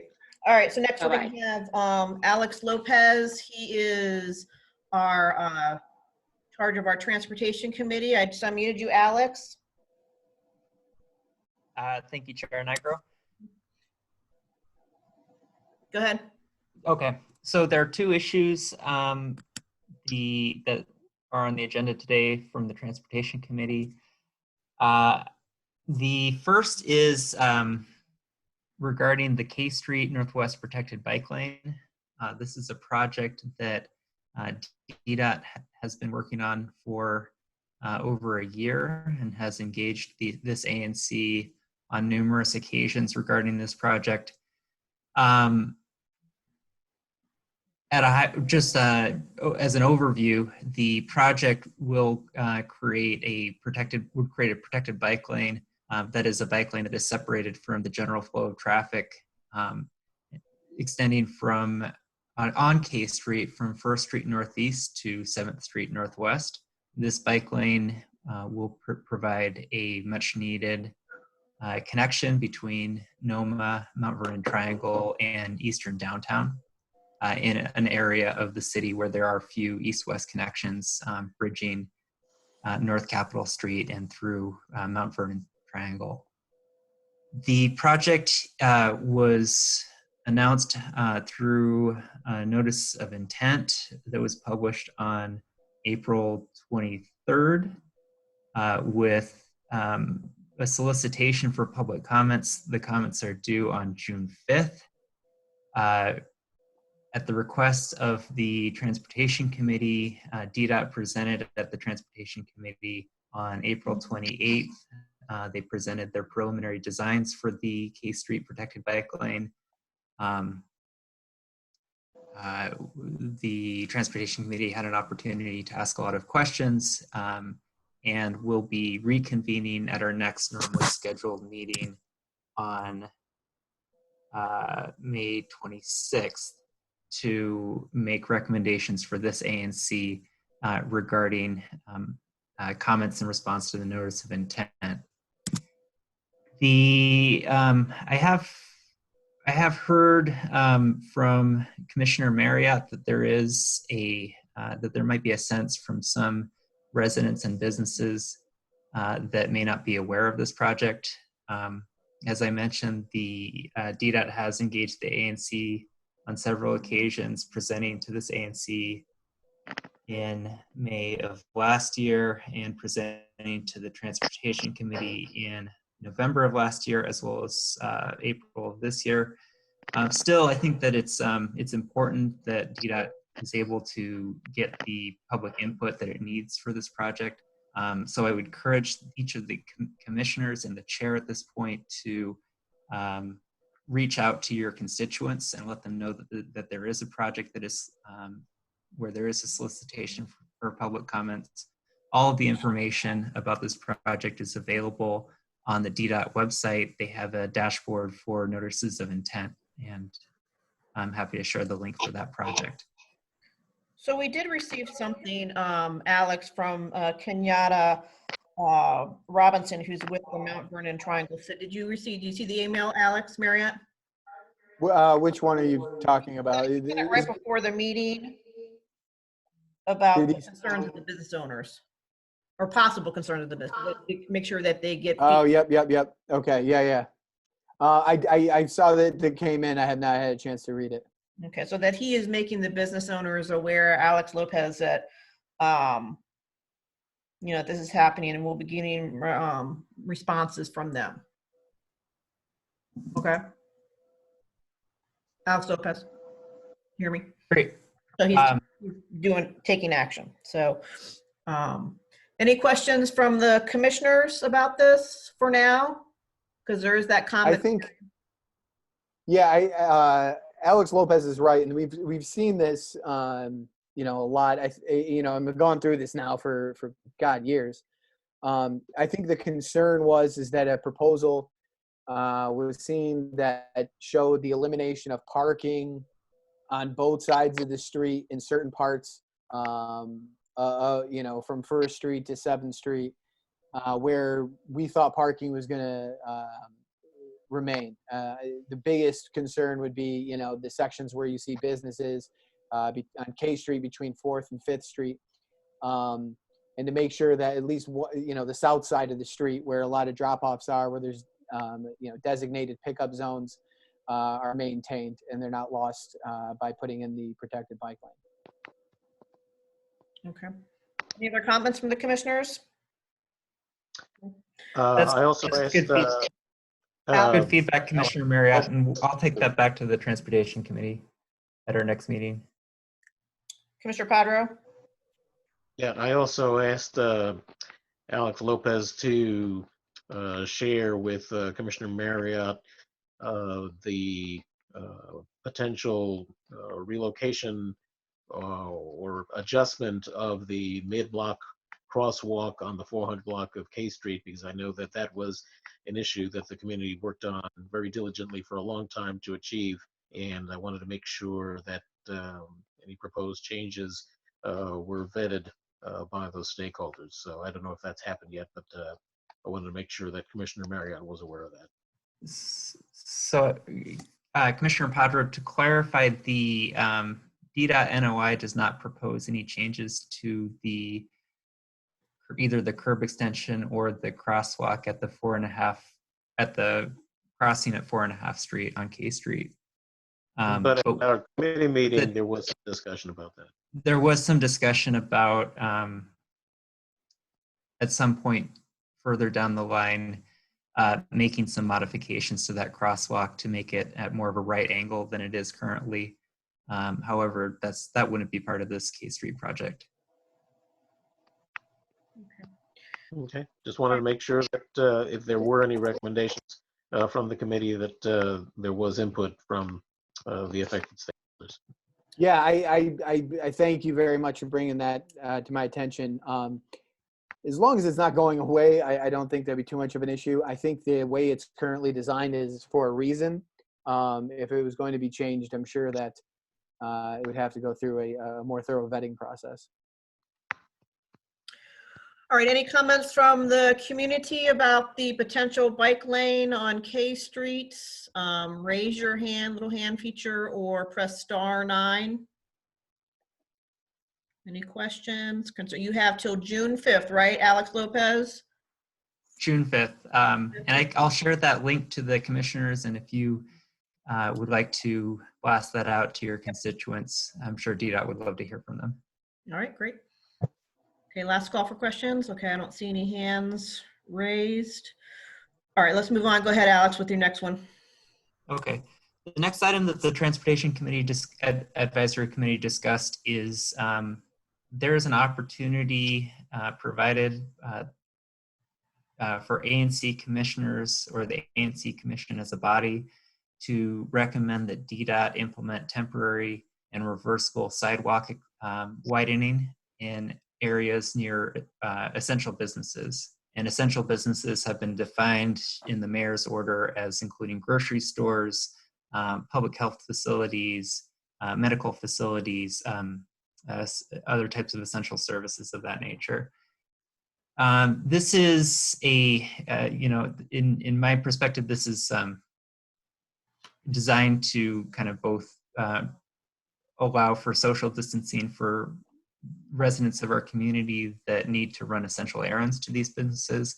It also provides opportunity for social distancing for those of us who are just using the city streets to try and get where we need to go, either to our essential jobs, for recreation or what have you. The TAC identified a number of locations that may benefit from sidewalk widening. And I did communicate those locations to each of the commissioners individually. I have not received a response regarding these proposals yet. However, the window to make that request from DDOT is still open.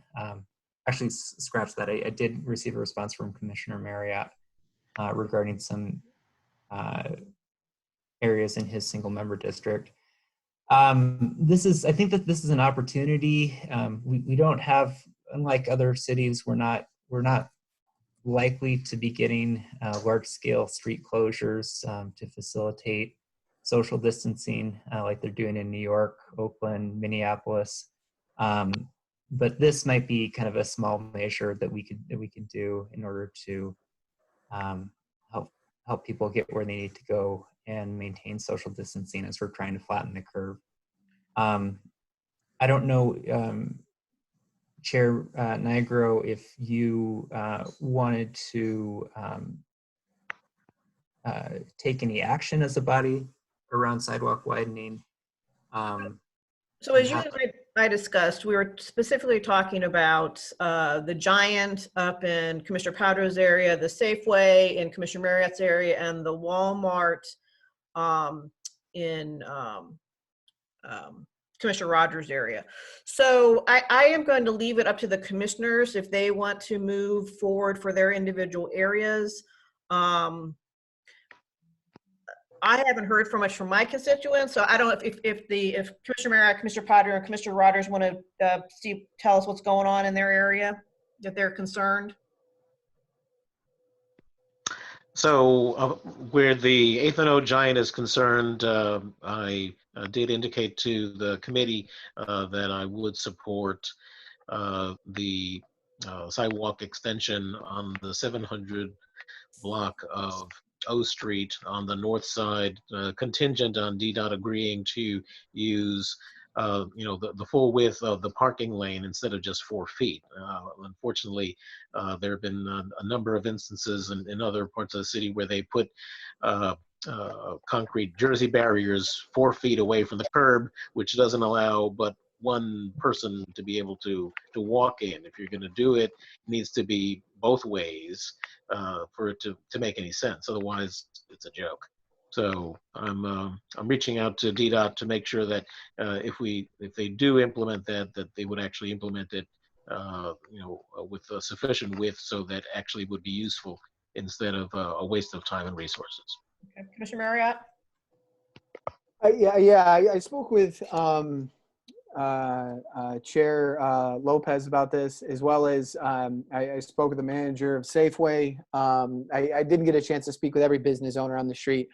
And while I do think, this certainly isn't a bad idea, I do think, some of the areas that were recommended by the committee are a little extensive. As an example, or excessive, excuse me.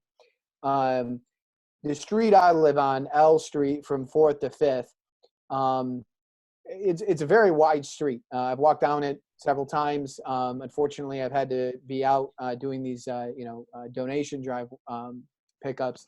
And I haven't seen much congestion, even when I'm running, where you see like kind of thinner streets over on 4th Street by the Second Baptist Church. That's a thin street, or on 4th Street on your way to get, pizza or whatever. That's a thin street, and it could use some, extension.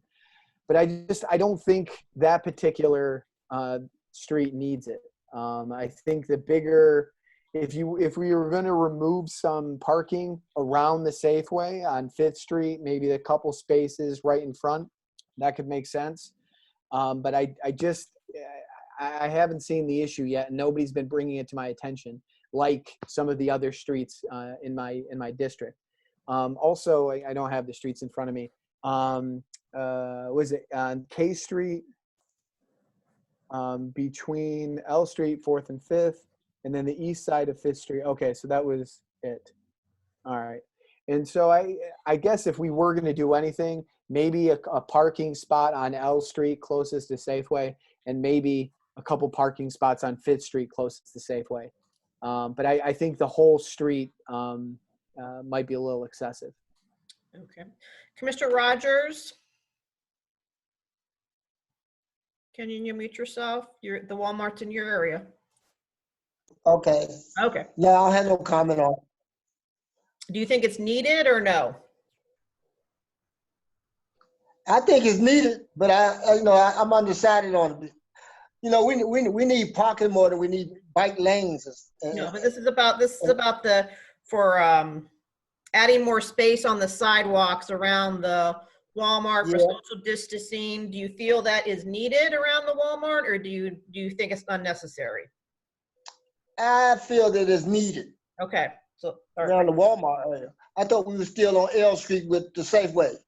Well, we've moved to the Walmart, so you think it's needed. That's good. I think it's needed Okay. for Walmart. Yes. All right, so let me see. So we're gonna say for Alex, you feel it's needed for the Giant in certain aspects. Kevin? Yep, and I'm pursuing that. Huh? I'm pursuing that already. Okay, you don't want us to make a motion, you're just gonna do your thing? Correct. Okay. And Commissioner Marriott, you don't want us to do a motion then? or- I'll continue to look into it. I'll include Chair Lopez as well as the CID and business owners in the area and how to move forward. Okay, so Commissioner Rogers, would you like us to do a motion tonight for DDOT? And Commissioner Rogers, the recommendation of the TAC is that the sidewalk be widened on both H Street in front of, or I guess it's the unit block of H Street, as well as the block of L Street between H Street and I Street, both of which have extremely narrow sidewalks. Okay. Okay, so any more comments from the commissioners? Okay, I'm gonna open up to the community. I see Gordon has, after you're asking about Gordon about this, I'm gonna unmute you, Gordon. Go ahead, Gordon. Thank you, Commissioner. My question, so whether or not you guys decide to do a resolution as a commission tonight, I just ask that all of you make public the formal request you make, because if you make a single motion tonight, that's publicly available, and so the community knows what you've asked for. But if you kind of all go off in your own directions, it's a lot harder to figure out what you guys have requested, or the CID or other groups. Gordon, do you live in Mount Vernon Triangle? No, sir. I'm a reporter. Oh, okay. I was going to say if you had any recommendations for our particular area. Okay. Okay. Any other comments from the community about the sidewalks, either by Giant, the Safeway, or the Walmart? Raise your hand or press star Let me 9. ask you guys this, because I would be interested in what your opinions would be. One of the streets that I think, this policy was actually created for would be like 4th Street. I'm sure you guys have walked down 4th Street before on your way to like Wise Guys Pizza. Now that's a narrow street. When I go running, I certainly don't even go near that street because you just can't get down it. People are jammed up there. But that 4th Street on the way to the highway is a significant road. Do you think that it would be a wise idea to request something like that on 4th Street, where there, is regular congestion, or would that be too much taking away from traffic onto the highway? So, in my opinion, Commissioner, I need to leave that up to you. I'm not going out that much, to be perfectly frank. So I have not seen that. I'm not hanging out by the Safeway or by 4th Street. It is so rare I leave. Wait, there's a nice woman with her hand in the air. She might I see Allison. Okay, so let's. Al, can you do the hand? I'm gonna get Catherine first. Raise your hand like with the thingamajigger. Hold up. I'm gonna mute. I see you, but I'm gonna mute Catherine first. Go ahead, Catherine. Good evening. Hey. Hi. I'm a member of Alex's Transportation Committee, and I live very near that 4th Street and totally agree that it is extremely narrow, and it's extremely awkward at the best of times to have multiple people passing on it. The reason that we didn't recommend it was that we thought that the order from Mayor Bowser only applied in places where it was next to essential businesses, which is why we focused on the grocery stores and pharmacies. So I'd love to see it on 4th Street, but I would firmly support a recommendation. I'm just not sure if that's what the city's order is intended for. Alex Lopez, can you say something to that? Yeah. So the way that the DDOT program is being implemented, so thus far, they've done sidewalk widening around grocery stores. exclusively. That said, the mayor's definition of essential businesses is more extensive than that, including not only what we would typically consider to be businesses, but also essential infrastructure such as sidewalks, as well as residences. So I think that the ANC could ask for things. Could ask DDOT to widen sidewalks around streets where there's clearly a need, where the sidewalks were clearly not designed for social distancing, such as 4th Street. I would also add there are a number of the named state avenues, Florida, Rhode Island in particular come to mind as having very narrow sidewalks. And of course it's, I would recommend that the ANC be as expansive as it has appetite for in its requests, with the expectation that anything that we ask for is likely to be watered down by DDOT. Okay. All right, let me get Allison here. Let me unmute you. Go ahead, Allison. Great. Thank you.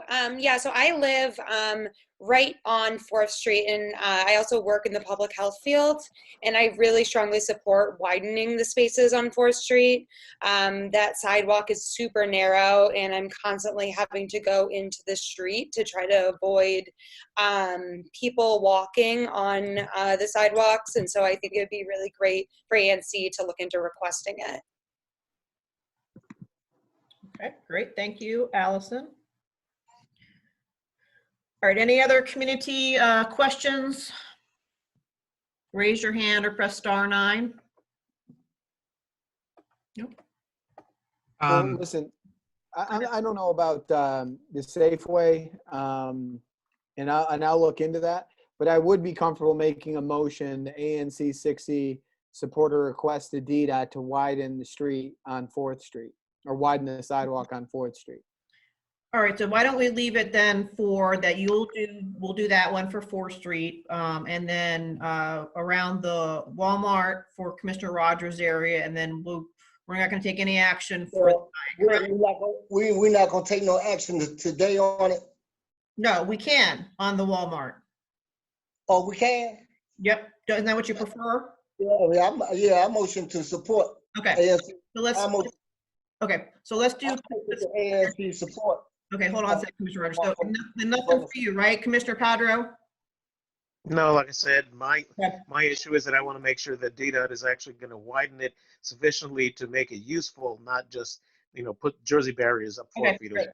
So, I think the DDOT just to make the same kind of a suggestion in these other motions, because if all they're going to do is what they did, for example, at that Georgia Avenue Safeway, 4 feet is really just a joke and doesn't accomplish anything except a waste of resources. Hey, I'd take it 4 feet on 4th Street. That is narrow. 4 feet could make a whole new lane. All right, so let's start with you, Commissioner Marriott. Do you want to go ahead and make a motion then for 4th Street? Sure. I motion the ANC 6E support a request to DDOT to widen the sidewalk on 4th Street between Massachusetts and New York. So I would second it if we clarify that it's subject to the program that we're discussing. You're not asking for them to rebuild the sidewalk. You're asking them to a sidewalk extension. It's called a sidewalk extension. Yes. So I would second it. Okay, Alex Pedro seconds. All in favor? Aye. Great. Frank, you voted? Frank, yep. Okay. All right, so Commissioner Rogers, you want to go ahead and do a motion then for the Walmart area? Okay, I motion that the ANC 6E support for the expansion of the sidewalks around Walmart and communicate that support to DDOT or request it to DDOT. Great, thank you. And again, I'll second it. I'll second it if it's accepted as friendly that it's to request a sidewalk extension. extension. Yep. Okay. Do I have a second? I'm seconding Yeah, it. Commissioner Podger just did. Okay, and all in favor? Aye. Aye. Okay. Aye. Great. Thank you, everyone. Thank you, Alex Lopez, always for your helping us Yeah. with this. Chair Nigro, there was one other location that the TAC recommended, but it's in Commissioner Brown's single member district. Should I continue to follow up with him? Yeah, let's do that. This would be bread for the city. Oh, okay. Yeah. Why don't you keep following up for him? That's a good idea. Good idea. Okay, we'll do. Okay. Thank you. Great. Thank you, Alex Lopez. Okay, so we have some old business. So I just want to bring up, I had Karen, our recording secretary, she added to the website or improved the application for grants. For those of you who are unfamiliar, we have, how much money now, Alex Marriott? $44,545.52. So we've got a lot of money. So I would suggest that now that Karen has made it more prominent on the website, that we promote our grant application to different nonprofits around our area. For example, like Bread for the City, like Father McKenna Center, places like that that are doing good things during this crisis. And hopefully they can, once it's approved by the auditor, that we could give them some money. Hopefully we can get the office of ANC to actually approve our grants. But There is that point. Okay. But any questions from the commissioners? And I would like them to put that out there to all the applicable not-for-profits in our area, because I would rather see us give that money away. I do not think it's beneficial for any ANC within the city to hold on to that substantial amount of money. Yeah, well, my single member needed. Okay. Great, super. Okay, any other old business from the commissioners? No? Okay. All right, approval of minutes. Do I have a motion for approving of the minutes for April 7th? so moved. Okay, I didn't make the motion. I was asking for, okay. I move that ANC 6E approve the minutes for April 7th, 2020. Alex? Second. Yep, seconded. All right. And treasurer's report. Okay, well, we got all in favor of the, we got to do all in favor of the. No, I'm sorry. All in favor? Aye. Aye.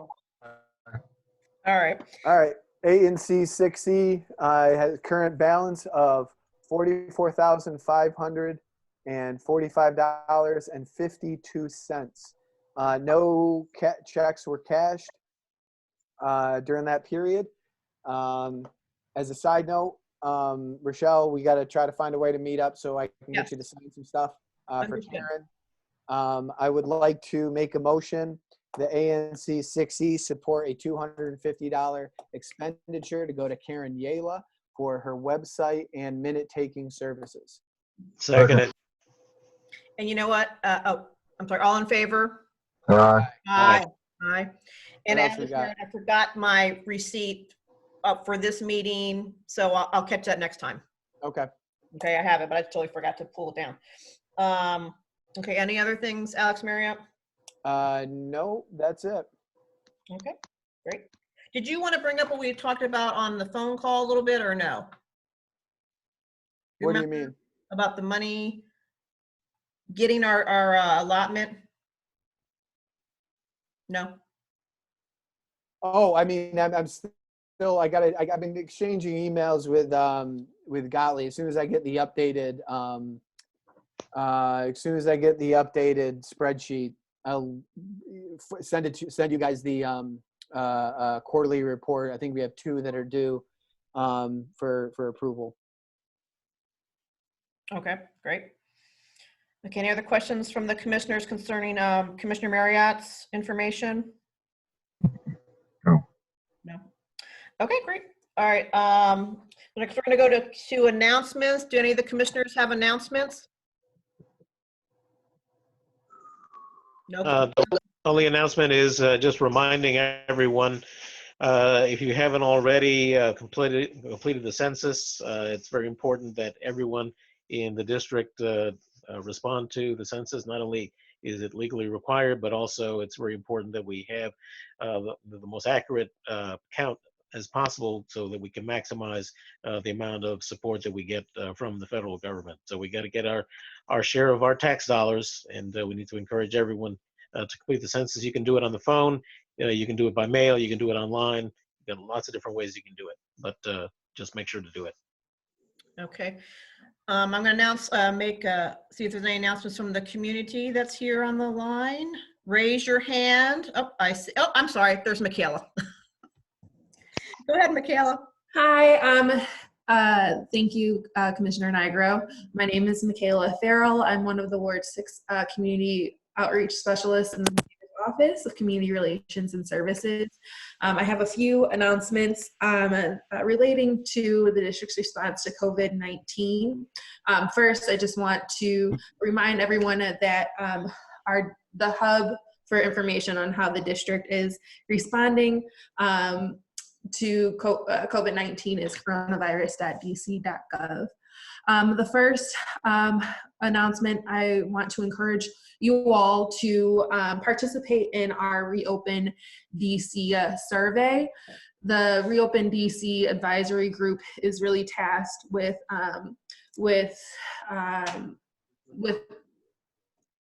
advising Mayor Bowser on plans to reopen DC. And the advisory group is made up of 11 committees, ranging from education and childcare to restaurants. And it's really, we want this process to be community driven. And so there are two ways to share some of your ideas on how we can reopen DC equitably and sustainably. And the first is through the survey on our website, coronavirus.dc.gov/reopendc. Or you can call 202-442-4755. That information is on our coronavirus.dc.gov website. So that's how to participate. We're encouraging everyone to participate in that survey as soon as possible, so we can capture as much community comment as possible. Additionally, you all may have heard that the Department of Health is in the process of hiring for our contact trace force team. The contact tracers job is to speak remotely with folks who have had the virus and folks who have come in close contact with the virus. The application deadline is tomorrow, May 6th. And we are hiring investigators through project managers. It's a temporary job, and applications can be found on dchr.dc.gov. So more information can be found there. If you or anyone who would be interested, please let them know that we are hiring.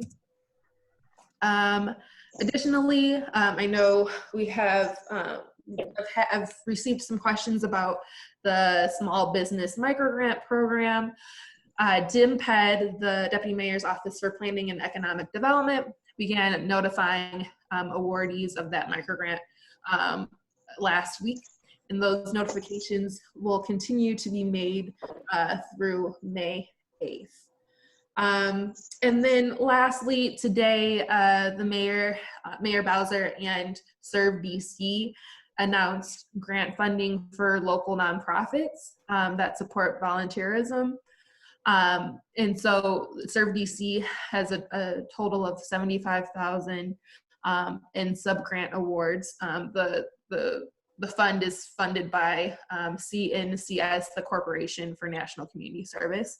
And Serve DC will be awarding up to $7,500 per grantee. That the deadline to apply for those nonprofits who might be interested is May 29th at 5 p.m. The request for proposal can be found on ServBC's website.